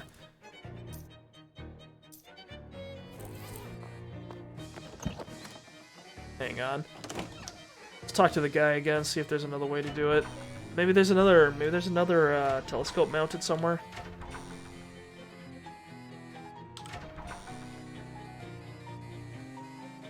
We're gonna have to try something. Theoretical topology lab. No, that's the. Oh wait. Astronomy. Back in.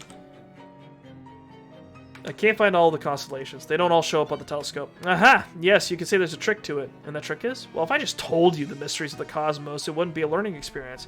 You are literally a teacher, though, right? Everything in life is a matter of perspective. You just need to learn how to look at things from a different point of view.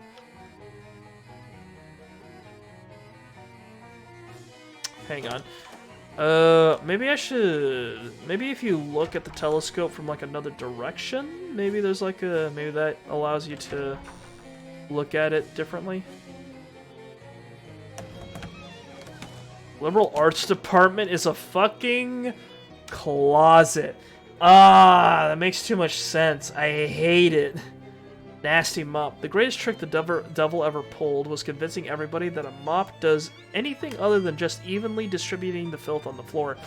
Actually, it probably wasn't the devil. It was probably whoever invented the mop.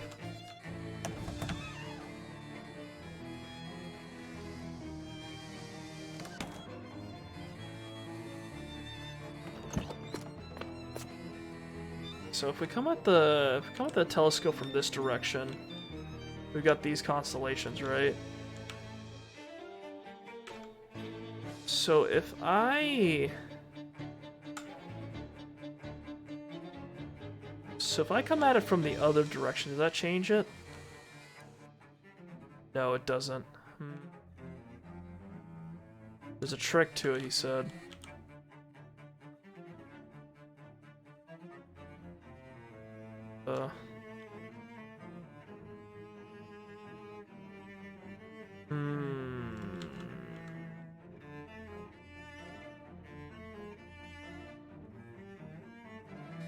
It's a trick, but what is the trick? Hang on. Got some pigeon eggs up there for some reason. Not sure what those are for.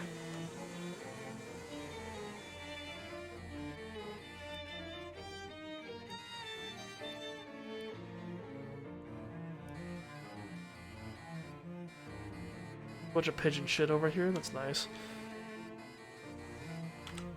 I don't understand why you couldn't just like move the telescope or like hit it or something.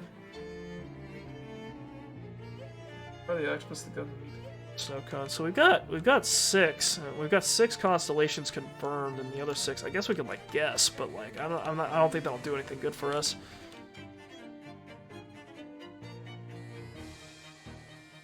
Something I'm missing. Test door. Disregard. Regard it. By regarding the door, you are instructed to disregard it. Disregard it. Once again, regardable. Zeta Omega Omicron. The party was a week ago. You note down the address just in case they have another party later. Interesting.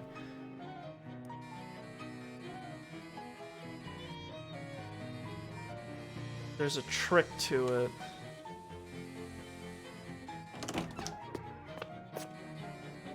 What would that take? Oh, you can click on things to move there. Okay. Next to a trash can, you find a discarded houseplant with a little sign on it reading free to a good home. It must have been there for a while because the plant is obviously dead. You reach for the plant to examine it, and it startles you by belching out a cloud of spooky mist. The previous owner must have given it away because it was too scary, not because it was too hard to take care of. I see. Wow. Oh, Zeta Omega Omicron, so it's like zoo. I get it. This trash can is sparklingly clean, probably from years of disuse. And there's just piles of trash everywhere. Oh, it appears this is some sort of fraternity row. Looks like there's another frat house over that way. Check it out. Phi Upsilon Tau. Put? The front door is overgrown with vines. Oh. A fraternity guy is tending the barbecue here. Hi, what you doing? Queuing? What? It's a cute way to say barbecuing. Here, try one of these bad boys. Got a vegetable sausage. A sausage-shaped mass of leaves, mulch, and a potato skin casing. Wow, progressive. He's got meat that's not meat. Before they invented it. What is it? It's a special plant-based sausage I'm working on. Is it any good? I didn't call it a good boy just now. I figure I need another, I don't know, 80 or 90 years to get it to really get it right. I see. Well, thanks all the same, I guess. Don't mention it. Say, do you like to queue? Pointless secrecy? I love it. Who's asking? Well, here, I have one of these queuing forks. I've got like 10 of them. Once people find out you're into queuing, you start getting them for every birthday in Crimbo. Gosh, thanks. Mysticality plus 4 hot damage. Ooh, it's like a direct upgrade of my tongs. This guy's shivering and his teeth are chattering loudly. What's wrong? I was hanging out at the weird stone frat and I left my jacket at the bar. I'm freezing. I guess there is kind of an unnatural chill in the air. I'm real susceptible to changes in narrative atmosphere. If you're headed in the direction of Lambda Iota Theta, could you stop and grab my jacket for me? It's soft and comforting. Sure, no problem. Thanks. Lambda Iota Theta. Harvest some materials from this pot that contains dozens of different kinds of flowers, all grafted together into some kind of weird-smelling plantenstein. You gather some materials from the various pistils and stamens and frimframs. Sorted grease, frosty flakes, and more sorted grease. It's like snow but in flake form. Can you even imagine? You can tell that this was used for something horrible. Outstanding. This is a mesquite tree, unless you're mistaken. This cat is writhing around in a pile of catnip, either in agony or ecstasy. Get closer. You deftly avoid the flailing claws and gnashing teeth and give him a little scratch on his chin. As you do, you see his collar, which reads Sprig. New cat unlocked. You can now pet Sprig to receive a boon. Rub his belly. You give old Sprig a brief belly rub. +1 muscle. Sprig's affections have inspired you. Your muscles throb like mighty oaks and your nerves twinkle like tiny fibers of hallucinogenic herb. A shrubberman of some sort. What's the shrub you're working on? It's a new strain of super aloe. Oh, interesting. Now that you mention it, the leaves do look like aloe vera, except they're whiter. That's right. I'm trying to find the best balance between increased phytochemical production and concentration. How's it working out? Pretty well, now that I've given up on crossbreeding it with Toxicodendron radicans. Here, have some ointment samples. Glob of super aloe. When you're on fire, nothing brings relief quite like wet goo on a rag. Neat. Thanks. Beef. This frat guy's tending a row of multi-smelling plants. Hi there, I'm Musa. I'm a botany student. Oh, hey, me too. I'm Chip. What's up? What are these plants you're working on? Check it out. I'm breeding a new kind of beer. Like, a different kind of hops? Nah, hops are just one ingredient of beer. This is gonna be the whole beer, and you can smoke it. Smokable beer. That kind of exists already? What? Someone copped my idea?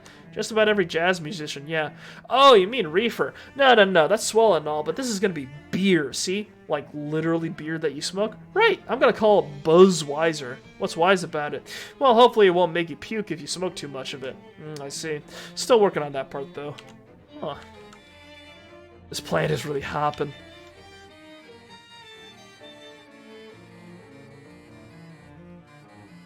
Alright, is there more Lambda Thetas in this direction? This mailbox is made of foreign stone, which means it's not a federal crime to steal mail from it. Aw, it's just junk mail.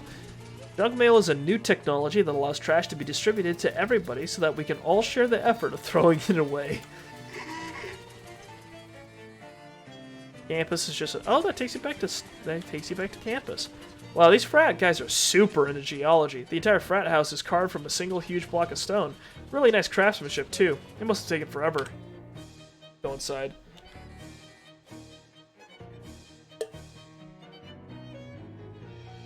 Sorry, drinking some water. Not only did they sculpt a stone bar, they even did stone bottles and cups. That's a real dedication to an art. Look for that guy's jacket. You find it draped over one of the bar stools. It was tricky to spot because of being exactly the same color and shape as the stool itself. A jacket with a big Phi Upsilon Tau patch on the back. Take it back to the guy who lost it. You're not sure whether this counts as a painting or a sculpture.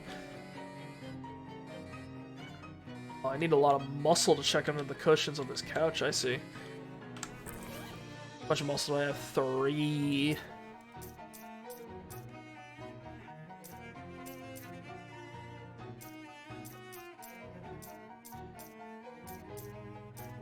It's 1. Rings.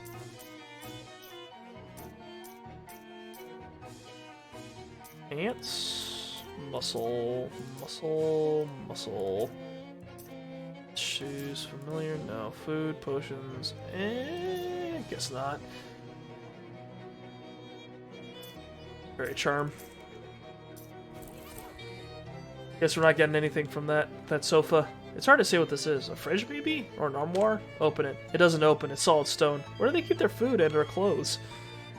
Members of this frat apparently don't care about comfort or privacy as much as they care about sticking to a theme.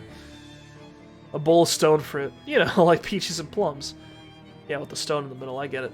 Wow, this is incredible. Not only did this fraternity chisel a whole frat house out of stone and carve furniture to match, they even went so far as to sculpt a bunch of frat boy statues.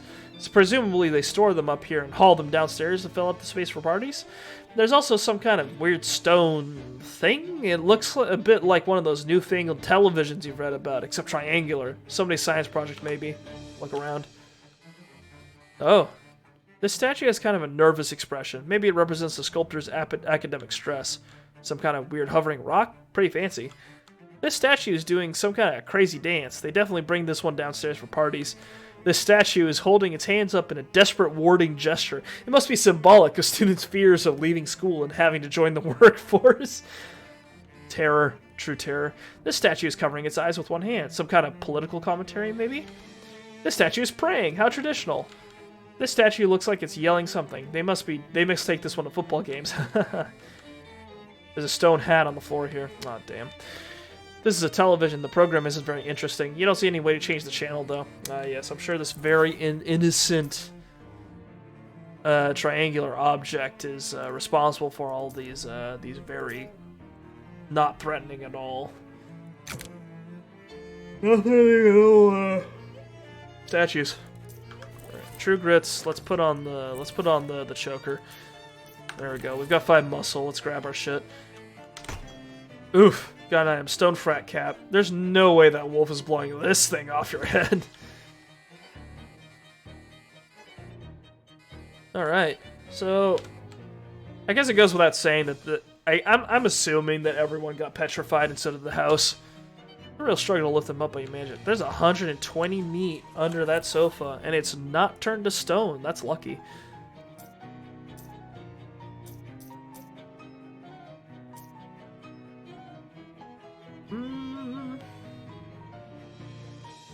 Food. Let's eat the fairy cake again.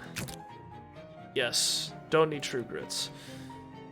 Potions will consume the spores once again. There we go. Let's go hand that guy his jacket. There you go, bro. Find your jacket here. Oh wow, thanks. That's much better. No problem. Radical. You okay, Molly? You've got 5 whole minutes without saying a word. Oh, that's unexpected. Where'd you find the book? Huh? Oh, on a bench somewhere. It's pretty interesting. Applied ballistics. You think we'll be needing to throw a 90-kilogram projectile over 300 meters? Because there's a real juicy diagram in here. Look. Gee, Molly, you can be the girl that revolutionizes gang warfare, except the opposite of revolutionize. We gotta go back to the basics. I don't see the point of gang warfare if we can't field a trebuchet, you know? Sounds like a raucous party is happening inside here. Join it. Outstanding. The volume on this radio is turned up to an irresponsible level. This frat guy's throwing food at a makeshift dummy. His precision is uncanny. Hi, I'm Musa. Sup, bro? I'm Glordo. Hi, Glordo. You're really going to town on that training dummy. Yeah, I picked this up in the army. You were in the army? Yeah, I was in the Cold Wars. Saw things you wouldn't believe. True horror. Wait, how old are you? 31. Huh. Well, I guess that explains your skill with throwing food. You learned that in the army? Yeah, except it wasn't so much learning as being experimented on by military scientists with highly dubious ethics, bro. Oh wow, what'd they do? Made me drink a bunch of experimental super soldier syrup. Crazy stuff. I barely remember any of what happened to me, but the nightmares will follow me forever, bro. Jeez. Do you have any of that syrup left? The super soldier syrup? Yeah, I stole a whole case of it on my way out. Can I have some? Yeah, I can give you a dose. Not for free, bro. You gotta bring me a treat. A treat? What kind of treat? I need 3 bottles of pork soda. There's a machine in the vector ring that has it. Got it. Ahead of this time. Oh, this guy's dancing disco. This guy's certainly cutting a rug, dancing in spite of obvious nausea. SIT kids dance to a different beat. Just a frat guy doing a little queuing indoors. Hi, is it safe to queue indoors like that? I mean, it's not my house, so whatever. Fair enough. Can't really get the taste I'm looking for, though. Say, can I get you to do me a favor? Sure, what? I got a buddy over at Phi Upsilon Tau. His burgers always come out super good. Some kind of special wood chips or something. Could you go over there and get some for me? I gotta stay here and watch the queue. Alright. Is the sausage? No. There's a necktie hanging on the knob of this door, and you refuse to find out what that means. Gotcha. This door is stuck shut with dried pudding. The knob of this door is slathered with bacon grease. Ooh. Maybe anything that gives,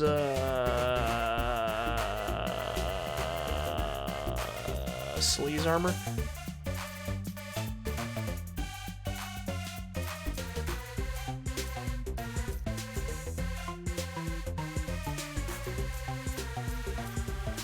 I'm not seeing it. I'm not seeing it.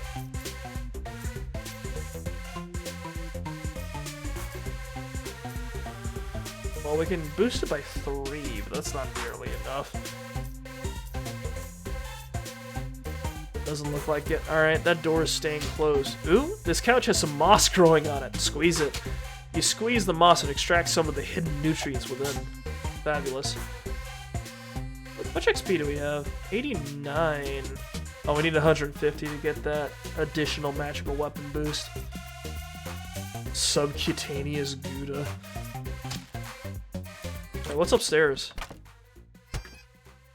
From the grunting and shouting, there's either a brawl or a sporting event taking place in this room. Possibly both. A young lady is operating a still here. You must be a chemical student, right? Good guess, but nope, I'm basically a hobo. I've been renting out my services to this portable still to make ends meet. That still doesn't look very portable. Oh, it's much lighter than you expect. I see. Well, it still doesn't look very portable. Do you know any hobo code you could teach me? Oh, sure. Some say the booze-related glyphs are the most useful ones. You know, there's a big hobo camp over near Ocean City. I bet your skills would be really popular there. Yeah, I heard about that. I'm saving up to buy a new hat first, though. I want to put my best foot forward, you know? I seriously don't think they'd mind. I know, but it's for my own self-confidence. I wouldn't expect a woman who owns her own still to have issues with self-confidence. Oh, I don't drink this stuff. You could use it to decrease industrial machinery. How much do you need for your hat? 87 meat. Okay, I'll cover you. Oh, wow, are you sure? Yeah, it's no problem. Thank you so much. Come see me at the camp later and I'll pay you back.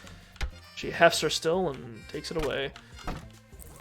Let's put the handkerchief back on so we can get in here. This is either a special toilet for a really tall guy named Art or a toilet hung by a genius.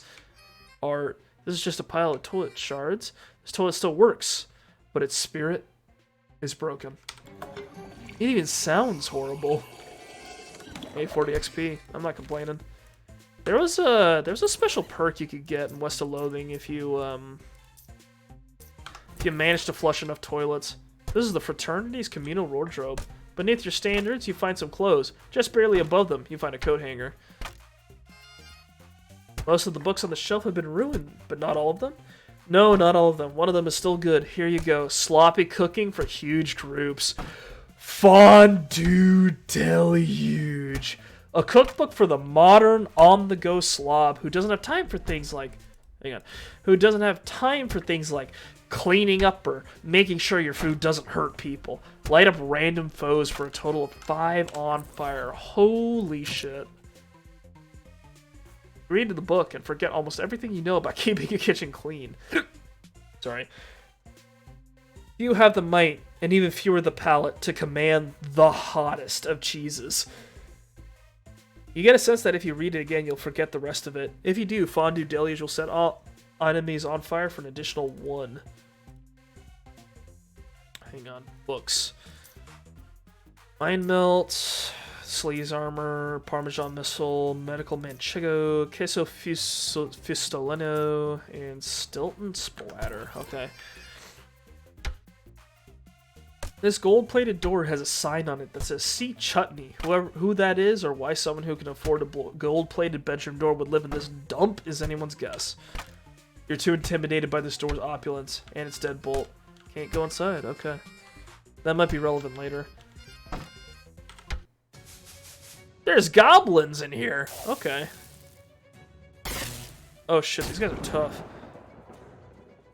Oh shit, I do 25 hot damage. Woo! Jocelyn Cheerleader. Heal all their allies by like a lot. Okay. Fuck, these guys are tough. Holy cow.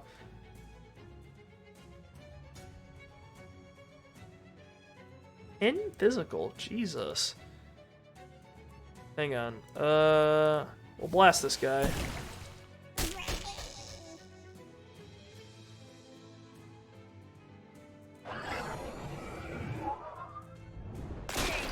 These two just heal? Oh, and it raises their stats. Okay. We'll kill this guy. Ouch.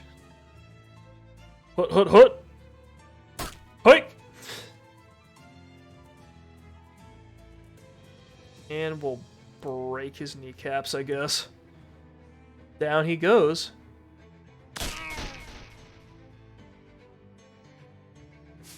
Sports it the best. Do that. Yes, show them a victory. Ouch. Okay, one's down. Break the other one's kneecaps. Does that affect her ability to cheerlead? If not, she's very tough. Wow. Nice. Scores. This barbecue fork is incredible. I can queue up some gobos. 21 XP. Radical.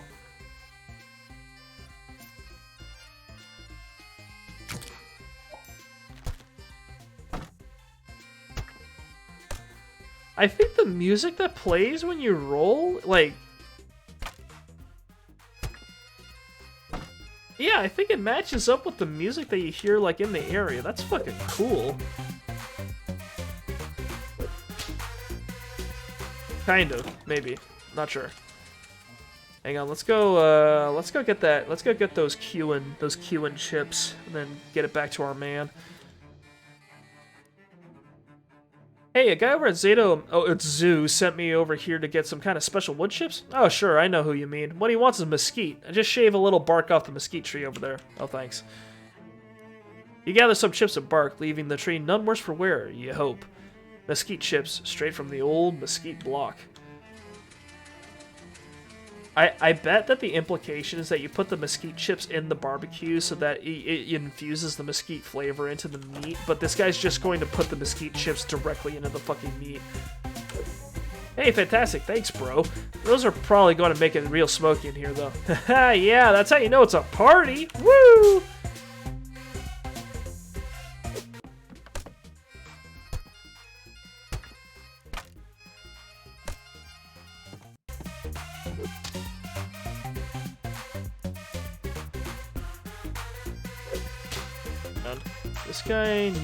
This guy wants a treat. To-do list. Oh, whoa. Lord of Zeta Omega Omicron wants 3 bottles of pork soda. Right, Vector Wing. We've also got fish and chips over here that we can check out. Let's go to the Vector Wing first. Get that pork soda, clean things out here. While exploring the halls of SIT, you take a wrong turn and find yourself in a locker room full of goblins. As best as you can figure out from context, this must be SIT's varsity snapping towels at butts team. Wow. Except the sport probably has a better name than that. Towel butt? Butt snap? Hey, what's your sport called? Foot base! Well, that doesn't make any sense at all. What are you, a nerd of some or other kind? The goblins twist their towels up into lethal-looking whips. Alright, alright. Oh my god, we've got a hobo friendo.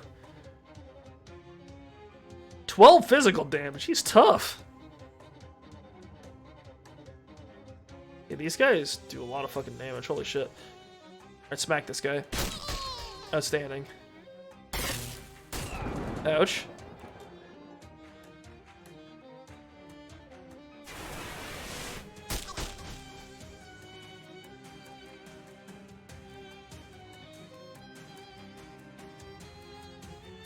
Alright, Dough Baby's gonna have to take one for the team, but that's okay. Oh, there goes our Dough Baby. Freshly cooked. I love Claudius. He's a bro. I love him. I got 2 baseballs. Chuck at an enemy for 5 physical damage. The smell of fresh cut grass, the bellowing of the peanut cellar, and the crack of this ball against the skull of your rival. Beautiful. How are we doing? 56 XP. Constantly damage enemies. You radiate both strength and an ever-present, powerful cloud of cheese smell.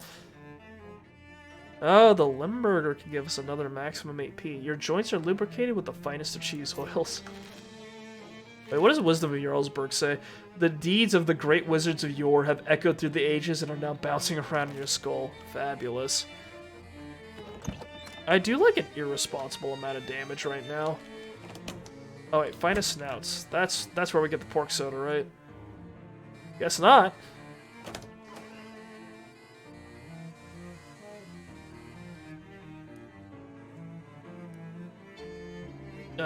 Pork soda. More pork soda. More pork soda. What do the other ones give me? The pork soda is Sleaze armor. What's the ghost pepper? Hot armor. Ice soda is cold armor.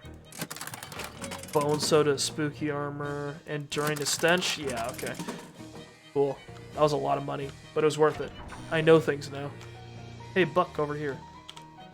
Molly seems to be practicing some kind of dance with a lot of quick movements and hopping around. What's up? Working on your dance moves? Sure, kinda. Except this dance ain't about cutting a rug. Hee hee. She makes a sharp gesture, and the blade of her flick knife snaps open. It's about cutting a, you know, an enemy of some sort. See? Right, yeah, I get it. Molly will now act earlier in combat. Neat. You wander into an empty classroom and find a blackboard covered with complex physics equations. Well, I don't know. I can't do anything about that. Alright, Glordo is still hucking food at that dummy, and his aim hasn't faltered. How's it going, Glordo? Oh, you know, another day, another flashback to the atrocities of war. Did you bring my treat, bro? Yep, got it right here. God, and I am super soldier syrup. Oh, that sucks. This little vial is stamped with a serial number and a list of complicated and scary-sounding chemical names. Thanks. Don't mention it, unless you decide you want more later, in which case, mention it. You got it.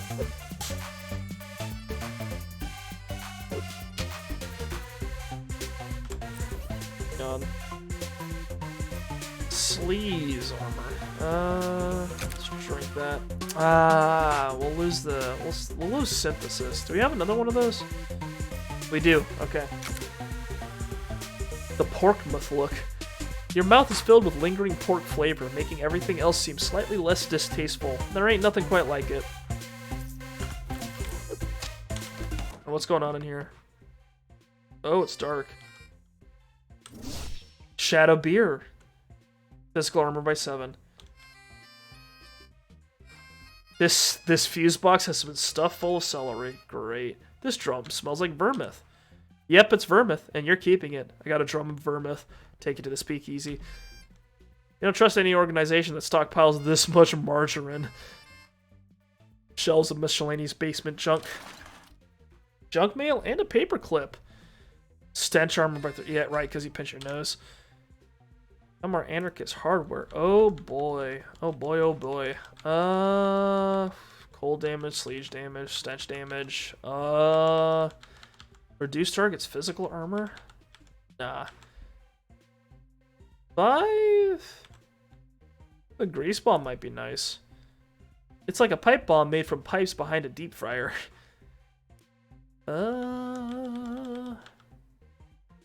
Pleasant, a sleaze wad might be nice. It's like a snowball, but with nasty grease instead of snow. You hammer on the grease until it's hard enough to throw. Fabulous.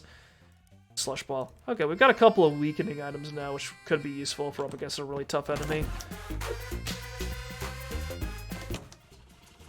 Alright, I think we're all done at zoo. Let's check out fission ships. You wander into an empty classroom and find a blackboard covered with complex physics equations. Deface them.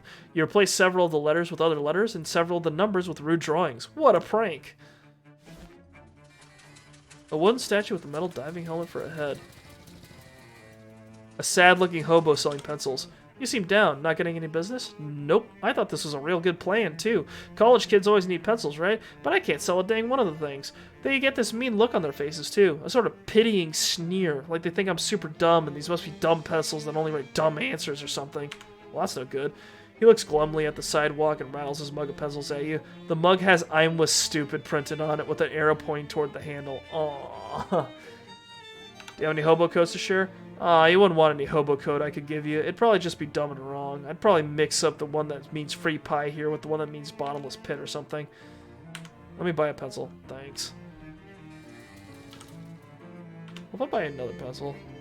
The pen is mightier than the sword, but the pencil is greater than the sun and the stars. The pen is pathetic in comparison. Well, if I keep buying pencils, does he get happier?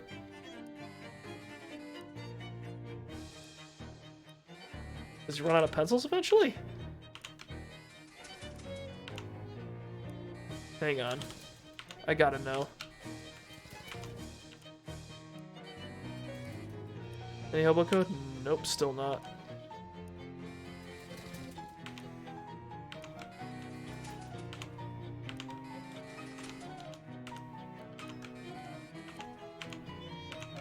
I don't think this ever ends.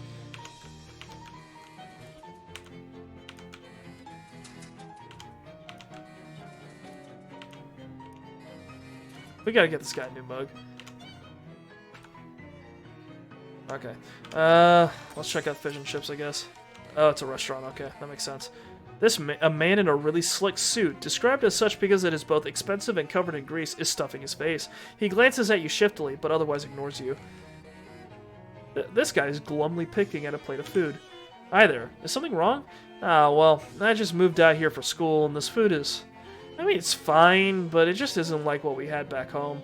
What's different about it? My dad worked at a barbecue sauce factory, so everything we ate was smothered in barbecue sauce. I thought I was ready for new experiences at college, but I'm so homesick. I can relate. For me, it was maple syrup. He's poking at his food and frowning. Maybe I can help? Wow, really? That'd be swell. He pulls a little paper cup out of his pocket and hands it to you. There's got to be some barbecue sauce somewhere on campus, right? It's 1928 after all. Empty sauce cup. A little paper ramekin full of nothing but delicious potential. You carry sauce cups around with you? Yeah, well, like I said, barbecue sauce is a really important part of my identity. Well, I'll see what I can do. Floyd Carbuncle. I'll see what I can do, Floyd. A kid behind the counter has the glassy-eyed stare traditional to all fast food employees, or rather what will come to be known as fast food in about 23 years. You okay? Huh? Yeah, it's just, since all the students are gone, there practically hasn't been anyone in here all day except for that one guy gorging himself. Who is he? Oh, no. But he's in here every day, all day, and he's always eating. Sometimes other guys in suits come in and they whisper together all shifty-like for a minute, and then the other guys leave, and this guy keeps eating. It's freaking me out. What do they talk about? Look, buddy, I'm just working here part-time to pay my way through college, which in 1928 is completely feasible. I'm not getting involved in whatever that guy's deal is. Someone on this developer team owed a lot of money in school, in loans. Oh, God. I understand, though. Alright, what's on the menu? Extra spicy cocktail sauce. Fish sandwich. Fish sandwich. Fish sandwich. Onion starfish. Wow, they got 3 different flavors of fish sandwich. That's impressive.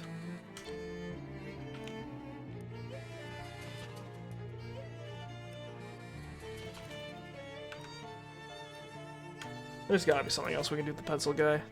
I don't know what it is though. Alright, let's go to the greenhouse. Let's get one of these classes out of the way before I leave. Walking down a hallway in SIT's math department, you pass a chalkboard with a bunch of complicated math scribbled on it with a circle drawn around that and the note, "Do not erase." Feeling waggish and rebellious, you erase just the circle. Unfortunately, it turns out that the circle was keeping the math on the chalkboard and it all flies off to attack you. Alright, finally, we get to fight math. God, I knew this would eventually happen. Molly goes first now. Impressive.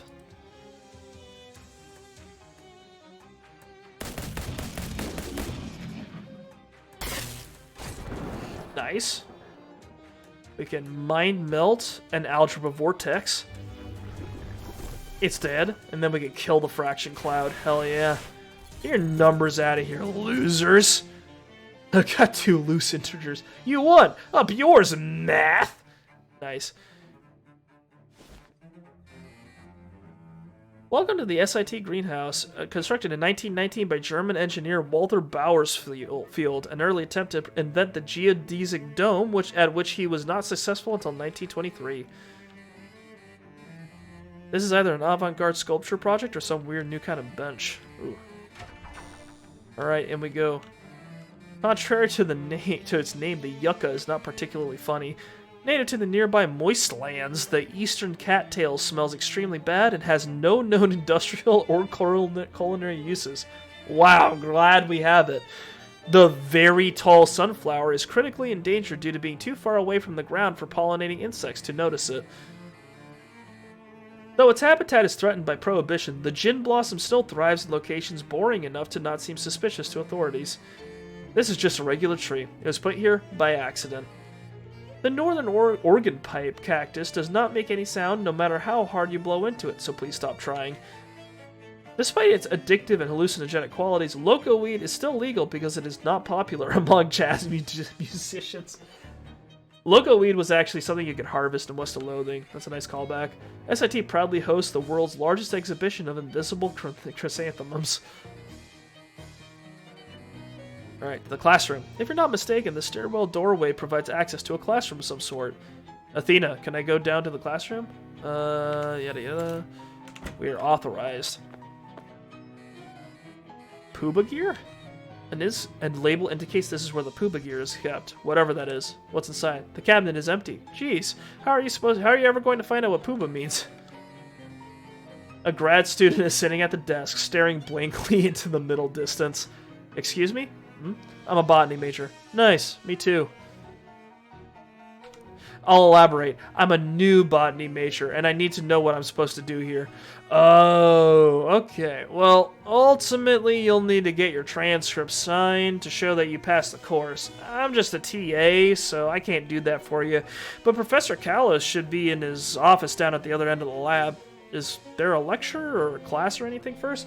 You'd think so, right? But you're the only student here today, and nobody gave me any lecture notes or anything, so... Well, okay then. Oh dear. This door is barred, probably so that no steam can get in. You unbarred the door. No steam continues to get in. Go through. There's a mouse here. The rat waves as you approach. Hey there, little fella. The rat emits a few squeaks. What's shaken? The rat dashes into his hole and returns holding a tiny piece of cheese. He points at you, sweeps his arm broadly from left to right, then points at the cheese. He stares at you for a few seconds, then eats the crumb. You want me to bring you some cheese? The rat nods and scurries around in a quick little circle. Okay, I'll see what I can do. I've got some cheese, don't I? Yes! I'm a cheese wizard! I can conjure it! Ah, it's all worth it! The rat looks at you with a hopeful expression on his tiny rat face. You got an item, conjured cheese. Some cheese you made out of the curds and whey of the cosmos. The rat sniffs the cheese and makes a few delighted squeaking noises. He drags the cheese into his hole and emerges with a ring. Sterling silver. Immune to poison, wow. Sterling silver from the bowels of a mountain, adorned with calcium from the bowels of a cow. Thanks, Mr. Rat. And the barbecuing, or anywhere else? This ladder leads up to the unknown. Oh, that's back to the steam tunnel, okay. There's a spider wing. Hex rock mines. Attention, access to the Hex Rock Quarry is prohibited except with written permission from the Geology Department or a very good reason. Trapdoors barred. Okay. We found a warm, if not particularly luxurious place to sleep. The box says free shoes on it. You're not sure if it's an announcement or a political statement. It was just a regular free shoes sign. Sneakers. Do I sneak with them on? Shoes for sneaky business. And also tennis. Oh, hell yeah. I'm sneaking around, boys. Hang on. I need to read this hobo code. Some hobo code is scribbled on a brick here. The code reads, try ordering stuffed pepper style. Ooh, a secret menu item. This guy seems pretty content. The girl behind the counter gives you a sly, in-the-know kind of nod and wink. Haven't seen you in here before, bud. Welcome to the finest hash house in the whole underground restaurant scene. Underground restaurant scene? That's right. Wait, you ain't a copper, are you? You gotta tell me if you are. And no, I'm not a cop. Okay, copacetic. In that case, we got no beef. Got no beef anyway. It's a fish place. Poster on the wall there spells out the racket if you need an explainer. What can I get you? 4 fish sandwiches. In new styles. Fish stuffed pepper style. A bell pepper full of fish and cheese, just like God intended. Item and meat drops by 20%. Ooh. Forbidden fish and soda. An illegal mixture of every flavor in the fountain. I love it. I love it. Mysticality, Moxie, Muscle and Moxie, Muscle and Mysticality. Guess we'll buy that, in case we want it later. The Pirate Restaurant Manifesto. Huh. We refuse to be stifled and shackled by the narrow definitions of sandwich imposed on us by the man, by which we are specifically referring to Charles Chipman, owner and proprietor of the Greasy Spoon upstairs. To that end, we have taken control of the secret basement, as well as whatever ingredients we can filch and or finagle, to bring you the true taste of freedom, unfettered by hoity-toity cuisine conventions and municipal sanitation and hygiene requirements. Alrighty then. You're not an employee, sneaking anyway. No one is paying much mind, so I guess it wouldn't hurt. Oh, hell yeah. Flush that shit. Hooray. Okay, smarty pants. There's a sign over the sinks that says employees must wash hands. Since you're an employee, that means you, right? There we go. Oh, clean and sanitary, which will be extremely safe for the customers of this restaurant when you're serving them food later during your shift. Because you work here. Whatever, weirdo. I love it when the narration sasses me back. We can't go to the Hex Rock mines because we're not a geology major. Can't go to spiders either because we're not a spiders major. Wing, laundry room, greenhouse access. What's over here? Somebody has tapped into the steam pipe to power this radio. Ooh. The sign has been scraped off of this door. Curious. Oh. This device appears to be collecting steam for some reason. A case full of roaches? Why? Those roaches look nasty. No one appears to be living down here? A nervous-looking guy in his late 40s. He seems surprised to see you in his secret lab. Oh, yo! This map behind this guy? This is the map from West of Loathing. Hi there, I'm Musa. Hi, I'm Rufus. How did you find this place? I was just kind of poking around in the steam tunnels. Exploring, you know. Ah, yeah, that's a popular pastime around here. The kids call it hacking. I guess I should have anticipated that when I set up the secret lab. Why do you have a secret lab? Was the department out of regular labs? I'm not actually supposed to be here at all. I used to teach here, but they let me go. Oh, what happened? Did they fire you for using the forbidden math? Not at all. SIT is the last place that would fire you for that. I was joking. They fired me because I didn't make tenure. I was too busy trying to figure out what happened to my missing brother to publish any original research. Oh, well, that hardly seems fair. It's probably just as well. I don't think I was cut out for being a professor anyway. Department politics are maximally bogus, as the students would say. So you set up this hidden lab to continue the search for your brother? Yes, basically, although I'm taking a more roundabout route toward it now. What happened to your brother? He left home when I was 14 and headed north. Well, we called it west. We called it west back then. He spearheaded the expedition that pushed the Transcontinental Railroad all the way to Frisco. That's what you do in West of Loathing. Wow, yeah, he was kind of famous for a while. I used to get... Oh my god, he's talking about the main... This is your little brother from West of Loathing. Oh, I just realized his name was Rufus. Oh, holy shit. And there's a whole mechanic where you'd send him postcards and he'd send back stuff to you. That's so cool. Yeah, he was kind of famous for a while. I used to get postcards from him all the time, and then one day, poof, just vanished off the face of the earth. I talked to all of his friends back then, but nobody knows where he went. My only guess is that he decided to keep heading north and hop the ship. I couldn't get any passenger records dating that far back, though, so that's pretty much as far as it leads. Huh. That's too bad. What are you working on now? Well, this is going to sound crazy, but, you know, we have a saying here at SIT, science that nobody understands is called magic, and science that only one person understands is called mad science. I see, so you're doing a little dabbling in the forbidden arts, eh? Oh no, I checked the rulebook thoroughly, and nothing specifically forbids what I'm doing. I get you. So what's the plan? Well, I mean, I've just met you, and I hesitate to get someone else mixed up in this. Oh, I'm pretty mixed up already. In the last few days, I've had to deal with fairies, time holes, shadow monsters, gross fishmen. You know about the fishmen? That's perfect! I can definitely use your help. I'm glad it wasn't the fairies you're interested in. I am curious, but some other time maybe. What I'm focused on now is predictive quantum telecommunications. I'm gonna need you to explain that to me. Well, there's this brand new field of physics called quantum mechanics. It's only a couple of years old, but if some of the theories pan out, it could be staggering. But the specific part that I'm interested in is that quantum particles appear to be able to communicate over long distances instantaneously, and I think that this might be an explanation for the magical concept of clairvoyance. Clairvoyance? You mean as in psychic stuff? Tarot cards and crystal balls? Crystal balls, yes, exactly. I'm trying to make a crystal ball that will show me where my brother is, and maybe even let me communicate with him. Neat. How can I help? Okay, well, all the fishmen in this region come from a single source called the Fish Mother. She's sort of like a queen bee, you know? This one creature that laid all the fishman eggs. Which is a little weird, actually, biologically speaking, because that indicates a dangerous lack of genetic diversity. What? See, honeybees avoid inbreeding through an extremely high rate of genetic recombination, but the fishmen don't have that advantage, so one would think inbreeding would... What? Never mind, sorry. I got a little sidetracked there. The important thing is, the Fish Mother is thought to have a sort of magical psychic link with all of the fishmen. Psychic, gotcha. So, what do you need? Well, legend has it that Fish Mothers occasionally make huge, beautiful pearls.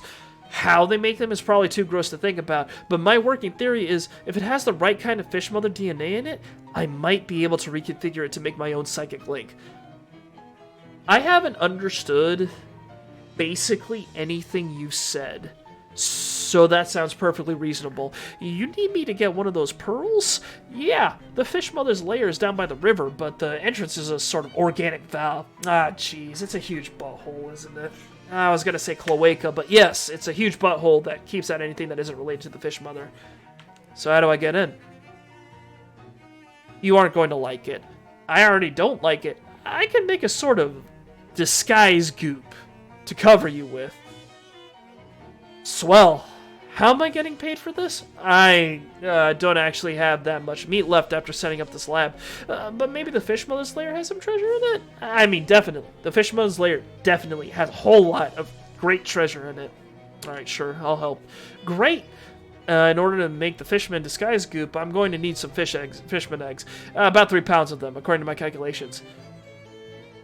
But if the eggs are in the Fish Mother's lair, no, the regular fishmen carrying them around to keep an eye on them. They have a bunch of little hideouts all over the SIT campus in Ocean City. Or rather, all under, I should say, since they're mostly in the sewers.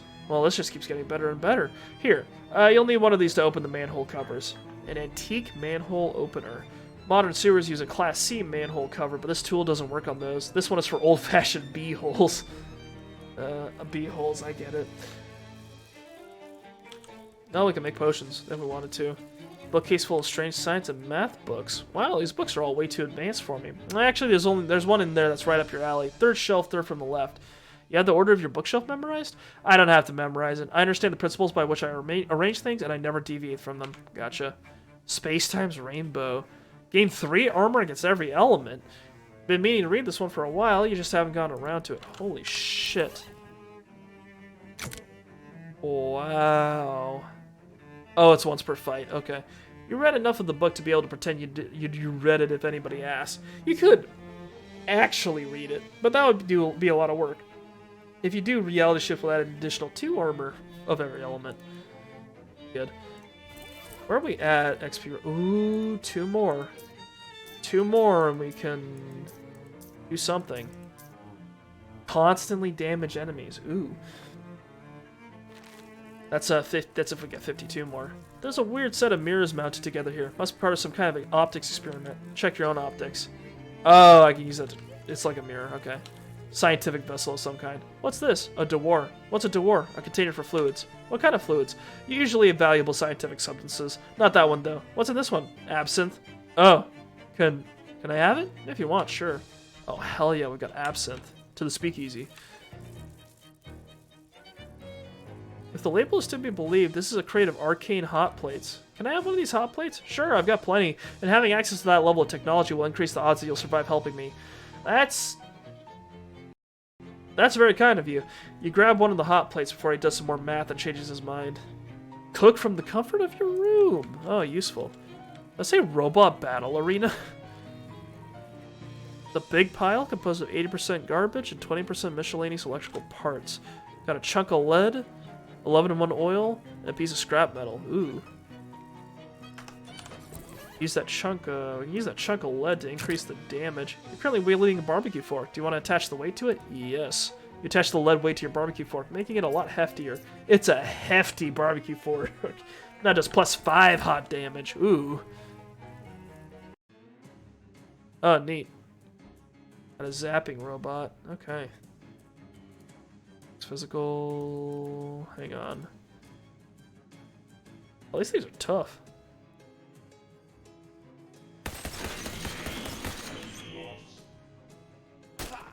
Ouch! That's a lot of punching. Cool. Gun robot. Hang on. I think these things all seem to have pretty sizable mysticality. This one does at least. Melt its brain.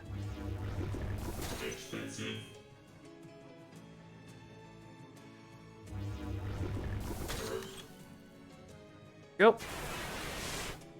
Things are all pretty weak now, so Molly should be able to finish a couple of them off.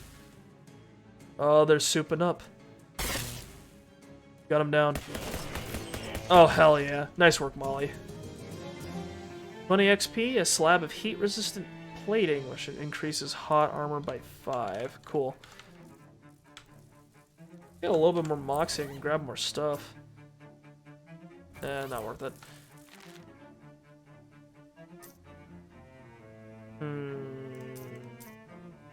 No, I'm good. There are a few hot flies buzzing around this vent. Door has a combination lock on it.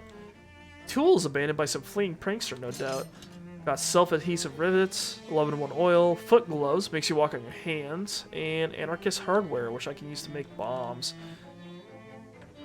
Oh, this loops back around to the... Oh, the steam tunnels loop around, okay.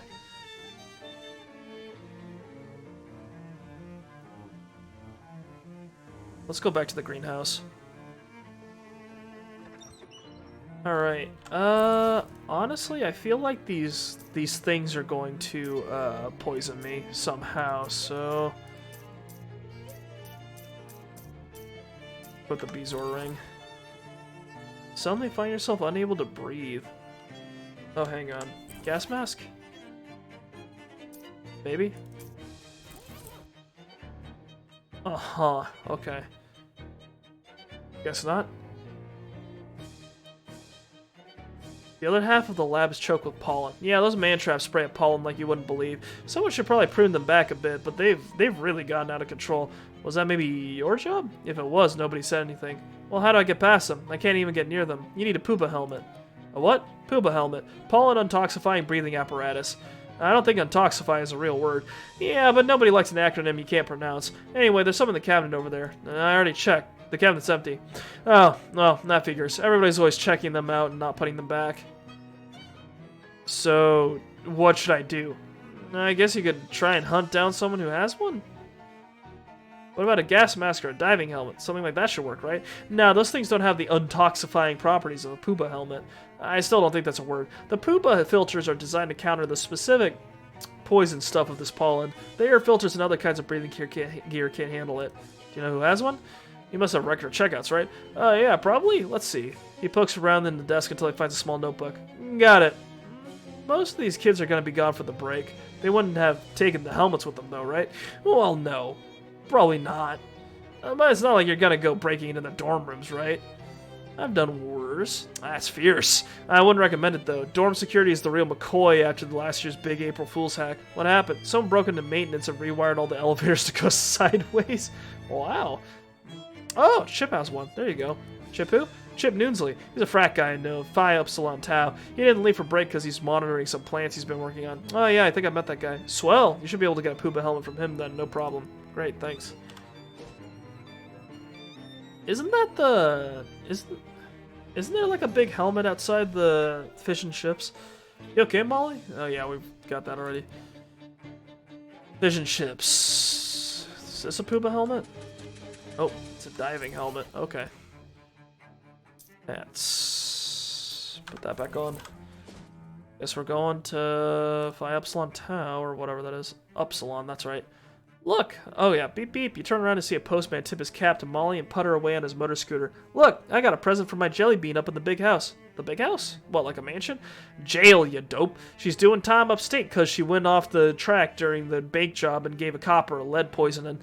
Let's see here. She made me a license plate. 301178 and a handmade shiv and a bottle of toilet vodka. Can you Adam and Eve it? Oh, I miss her so much. Toilet vodka? Well, it's like bathtub gin. Just, you know, more so. Increased health. Hell yeah. Molly is progressively getting tougher. Alright, there's a guy. Who's got her Puba helmet? Oh yeah, I need a Puba helmet pit chip. And the TA at the lab said you check one out. Oh yeah, sure. I got the allergen situation worked out on my plants here, so it's no problem. Here you go. Puba helmet. You have assurances from multiple untrustworthy parties that this helmet will protect you from harmful pollen. Great, thanks. Come on, I wanna get one signature before we're done today. Oh my god. Fishman! Let's do it.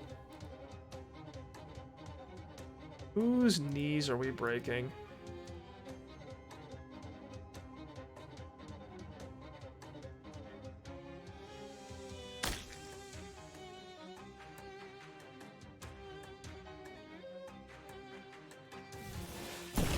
This guy off. Oh, he flops. That's funny.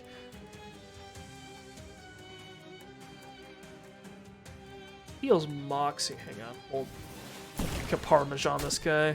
Reduces Moxie, right? Now he only does 9 sleeves damage, so then we'll just kill this guy. Hell yeah. Ew.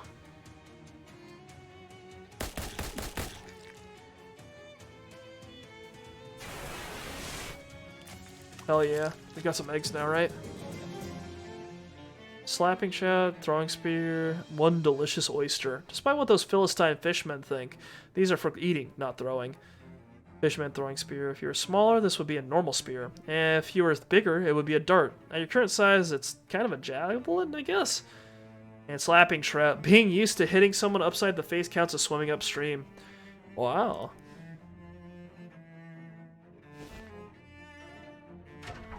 Right, back we go, sneaking along. Alright. Hat. Puba. There we go. Let's fight him.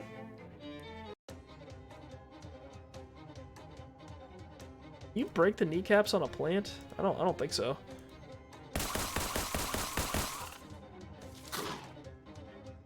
Oh, there goes our boy.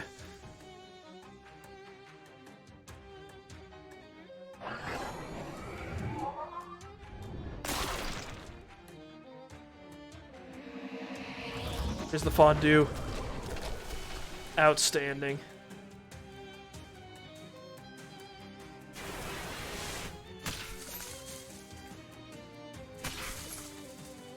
You like me some fire, so I'm feeling it.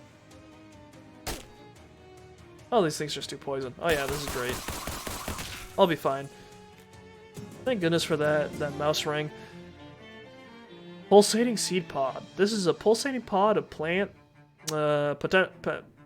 material. More fighting. Interesting. Okay. Molly buttons. Most wounded ally. Increasing all of your opponent's stats by 4. Ooh.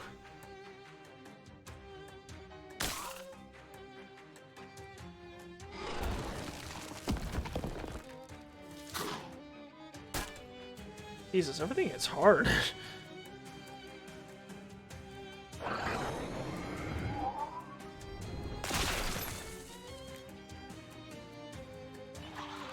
Focus, Shadorokus. Okay. Molly buttons, heal. 7 Molly buttons, Molly. Wow, these things really don't like her. Which one's gonna do the most damage? This thing.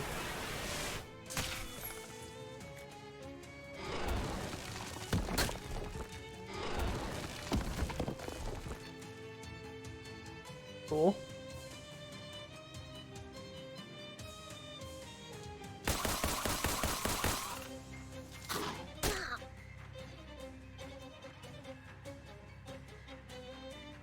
Yeah, maybe these things have high mysticality. Doesn't look like it.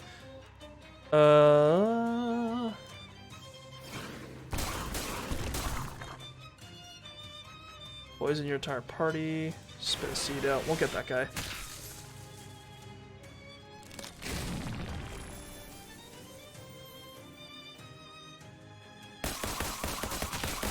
Okay, cool. She got one. 10 poison. Well, good thing this fight's over. Holy cow. Thick bark. Increases your physical armor by 3.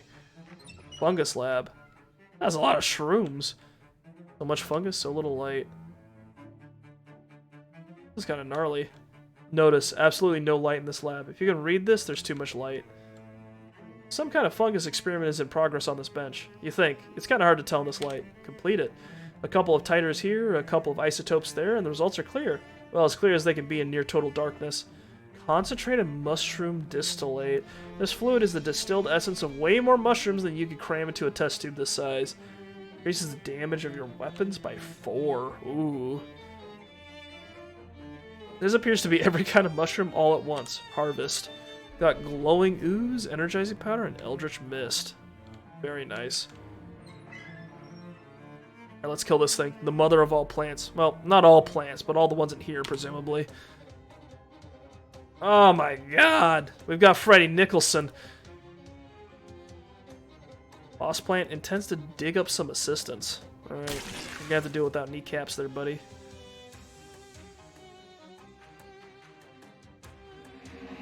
Be cleansed by flame. Oh, we can't do that twice. Okay.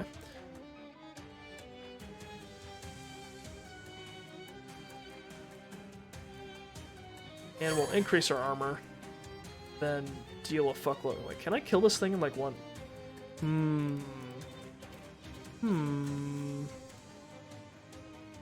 Bye.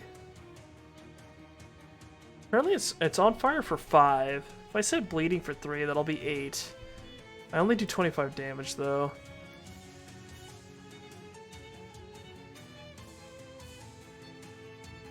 Clarinet. Puncture the plant. Increase things by 5. We'll just do a heavy amount of damage to it.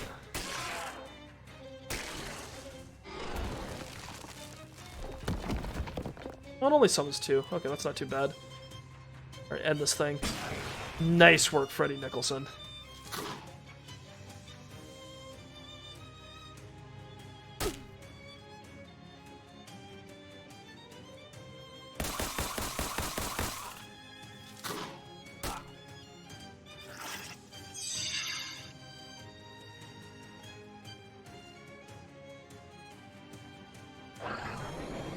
Alright, we're clear. These plants are dead.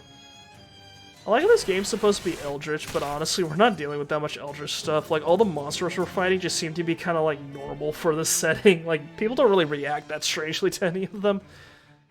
Odd fruit. Muscle and Moxie by 1. This is not your grandfather's fruit. It can't be, because back when your grandfather ran that fruit stand, the only fruit that had been invented was apples.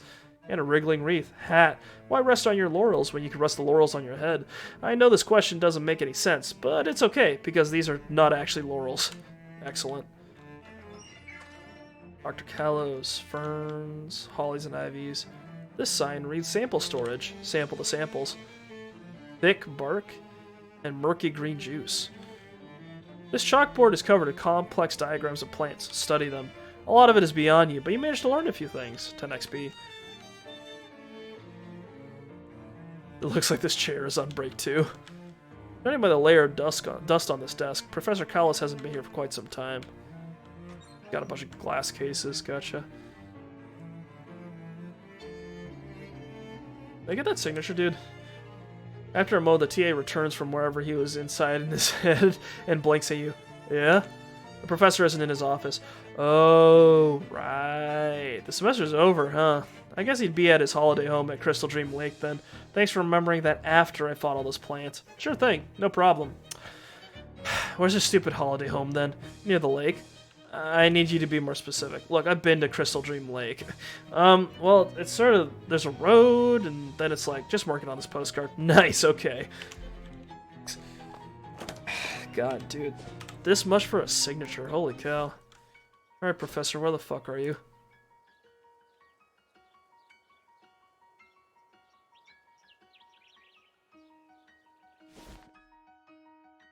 What kind of holiday home is this? The professor's holiday home looks like it could use a holiday of its own, to be honest.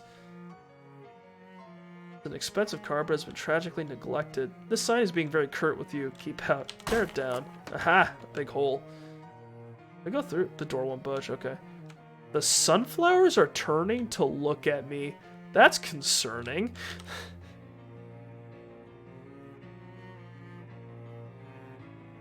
I don't know what I'm gonna find in there. I'm not sure if I'll like... well, this appears to be more or less a dog, except for being green and having some kind of plant pot for a head. It seems agitated, like it's guarding something. Hang on. A leather-bound journal sits on this wood-bound desk. You flip through the journal to open to the last page. That's nonsense. Okay, it seems to have devolved into madness by the end. Let's try a few pages back. Success! I have bred a tomato that can produce a seemingly infinite amount of juice. This could totally revolutionize the juice industry. And they said I was crazy for trying to transplant human bone marrow into a tomato. Well, that's intriguing and a little disturbing. New idea. The successful tomato bone marrow transplant implies the possibility of the reverse procedure, transplanting plant organ structures into a mammalian subject. Must investigate. You skip over a lot of technical mumbo-jumbo and analysis of experimental results until you get to the next readable bit. I'm certain that I finally got this right, but the woman at the pet store refuses to sell me any more rats until I explain what I've done with the last dozen, and I don't think she'll like the answer. I hesitate to use my loyal companion Barker for this purpose, but he's all I've got left. Anyway, there's nothing to worry about. It will definitely work this time. The operation was a complete success. Barker appears to be in perfectly good health and is acclimating to the changes marvelously. I've created the world's first plant-animal hybrid. But why stop there? The next step is perfectly obvious. That's the last page. Well, the last page, that's words instead of scribbles and gibberish. Cool. Not very cool, actually. A complicated machine hooked up to a huge tomato. Examine it. This must be the special infinite juice tomato that the professor made with human bone marrow. Let's take it. This will come in handy over at the speakeasy. They'll be able to mix a whole dynasty of Bloody Marys, in a kind of literal sense. Of all the things to have an infinite supply of, this is perhaps the most underwhelming. Got any potions we can make? Some toothpaste. Weightlifting chalk. Oh, that coffee's good. Handcrafted coffee. This is a cup of lukewarm water with some caffeinated powder dissolved in it. Turns out making coffee from scratch was harder than you anticipated. Yeah, I bet. Okay. Let's drink that coffee. Yeah, let's drink it. Angergeist. You drink the fluid and immediately feel ashamed of yourself for ever thinking of it as coffee. You're simultaneously amped up from the caffeine in that nasty beverage and angry that you drank it. Blarg. Got hats. Get that fedora. Paints. Let's apply. Let's armor up these. Let's rivet up these Shibata plants. Can we do that? Spray asbestos on them. You spray asbestos all over your paints, rendering them fireproof. Safety first. Wow, they're fireproof and riveted. Neat. Alright, let's put this dog out of its misery. Oh my god. What remains of Barker will reduce all allies' mysticality by 4. Poor dog. Alright. Sit down, boy. You won. The weird dog creature runs away with a sad whine. Woo! This greenhouse was clearly built by a botanist, not a carpenter. Hang on, let's go check out his actual house first. There's almost certainly nothing good in this fridge. Check it anyway. Ooh, it's even wilder in here than expected. Half of the vegetables have rotted and turned into muck and mold, and the other half appear to be mutated experimental plants that have rapidly acclimated themselves to the environment and are using the rot as fertilizer. It's like a small, foul-smelling alien jungle in this fridge. Make a salad. What? I said make a salad. Maybe I wasn't clear. We're talking about a selection of plants that is half-rotted glop and half pulsating veins. This isn't the salad bar down at the Outback Sizzler. If you make me do this, there's no backing out halfway. You're gonna have to read the whole thing. All you've done is intrigue me, Mr. Narrator. Make the fucking salad. Alright, well, I guess there's no point in fighting you on it. I know how this goes. You poke around the ruins of the kitchen until you find an intact salad bowl and wipe it off with your sleeve. Let's see, a salad would typically start with a bed of lettuce. The nearest equivalent you can see here would be either some glistening green-brown sludge that is just barely holding together into leaf-like sheets, or some broad, shiny green leaves dotted with blood-red splotches. Give me those splotchy leaves. You pick a handful of the leaves and arrange them in the bottom of your bowl. It seems like the red spots are migrating toward where your hands touch the leaves, so you try not to do that too much, or let the spots actually touch your skin. What next? Maybe some sliced cucumber? You do see something in here that looks like maybe it used to be a cucumber, but it's mostly dissolved and leaked away, leaving behind a long blob of empty and blackened cucumber skin, like a deflated slime-leaking party balloon. Alternatively, you could take a vegetable that is sort of long and round like a cucumber, but it's yellow like a squash with rippling and bulging bright green veins. Oh yeah, weird vegetable. You take the weird squash-like thing and find a rusty kitchen knife to slice it with. Neon green juice spritzes out with surprising force as you do, narrowly missing your eyes and tingling fiercely where it gets on your skin. The inner flesh of the vegetable is black with an oily purple sheen, and it smells like a brand new car tire that a cat peed on. You arrange the slices neatly in your bowl. The next thing you find while rooting around in the fridge is a surprisingly intact-looking onion. Next to it is a thing of similar shape and size, but more of a puce color, and twitching slightly. The other thing. As soon as your knife pierces the skin of the puce-colored vegetable, it bursts open, and thousands of tiny pink mites pour out of it, scampering everywhere on long spider-like legs. They vanish quickly, finding various crevices throughout the kitchen to hide in. Hopefully none of those crevices belong to you. You calmly slice what's left of the vegetable and add it to your salad. The first thing to top off a salad is, in my opinion, some nice fresh cherry tomatoes. You do find a small bowl of round things that might be grayish-green cherry tomatoes, or rotting grapes, or old pickled quail eggs, or maybe just green olives. I hate green olives. There's also a plant that has sprouted some berries of similar size and shape, except they're white. Well, not exactly white, sort of off-white, except the off part isn't quite the same color you get in normal off-white. It's got those whitish berries in there. It turns out that the berries are firmly attached to the stem, and as you pull on them, the skins slide off of the berry cores with thin slurping sounds, leaving behind wet, round nodules like peeled grapes, each with a large circular black spot at the end. These spots weep milky white fluid as the nodules deflate. You arrange the skins on your salad in an aesthetically pleasing pattern. Now you just need some kind of dressing to top this all off. Luckily, there's 2 bottles in the fridge door. One filled with something gray and labeled blue cheese dressing, and one filled with a bright pink liquid and a handwritten label that says number 3 with a skull and crossbones. Pirate dressing. You open the bottle and pour a generous helping of hot pink number 3 onto your salad. It's thin and oily. Maybe it's a sort of raspberry vinaigrette? Maybe you can pretend that.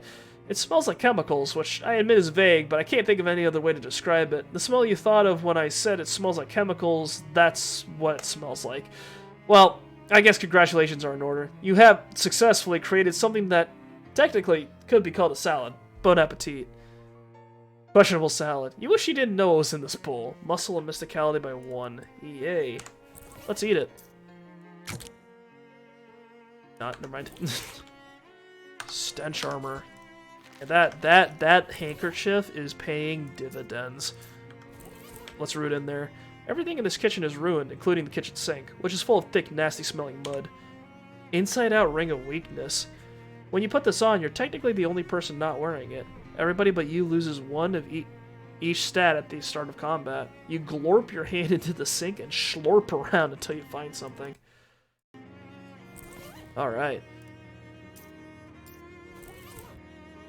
It's a dog. Oh, we got Barker's water dish.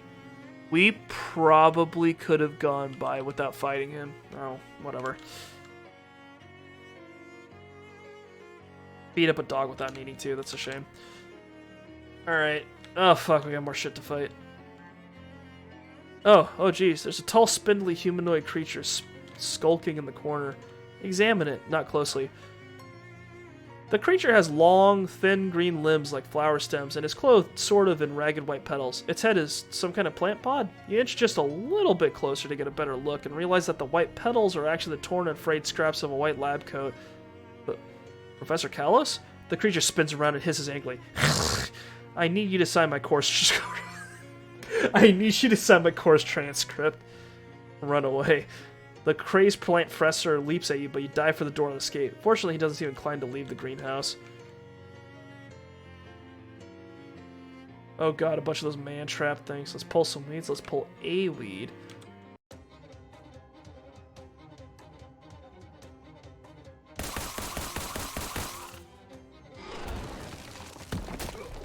Oof.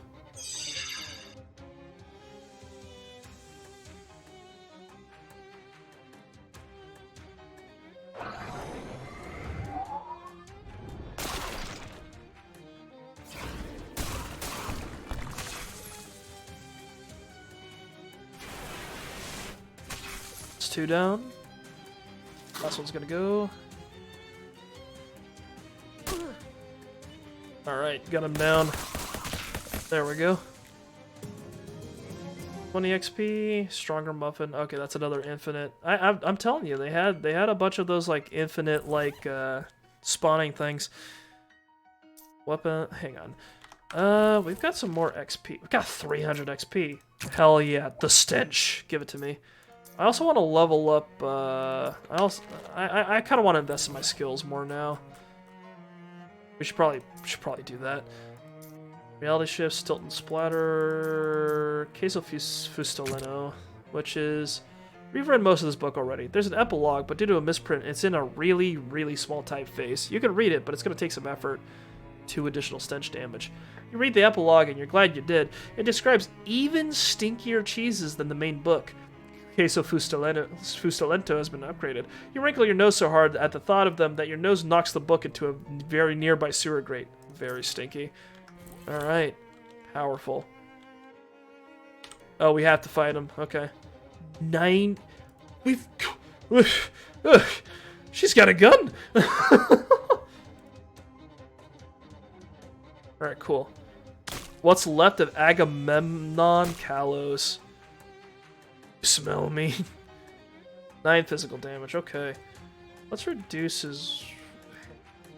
Deal with this guy. What does he do? He does 9 physical damage. Is there a way we can reduce his, well, first of all, let's bleed him out a bit. Set him on fire, I guess. Cleansed by flame. There we go.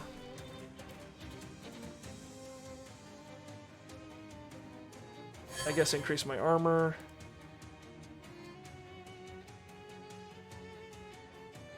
Increase his stats. Honk. There we go. Sufficiently weakened him, and now we can chunk him. Oh, hell yeah. Oof. I love that. That's a good animation.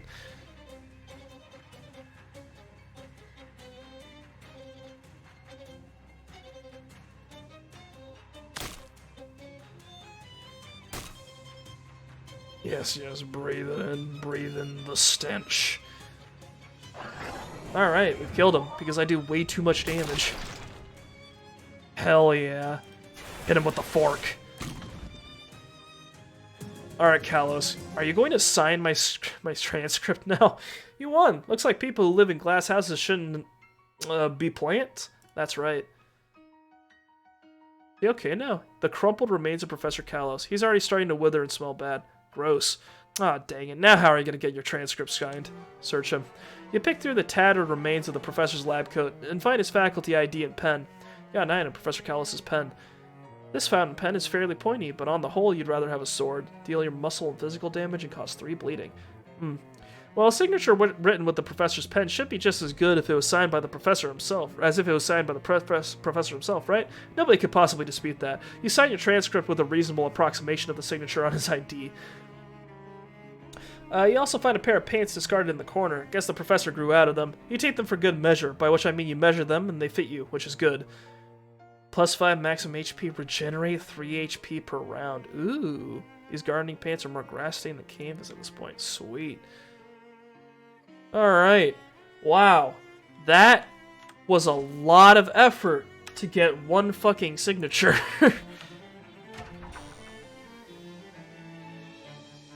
Yeah, okay.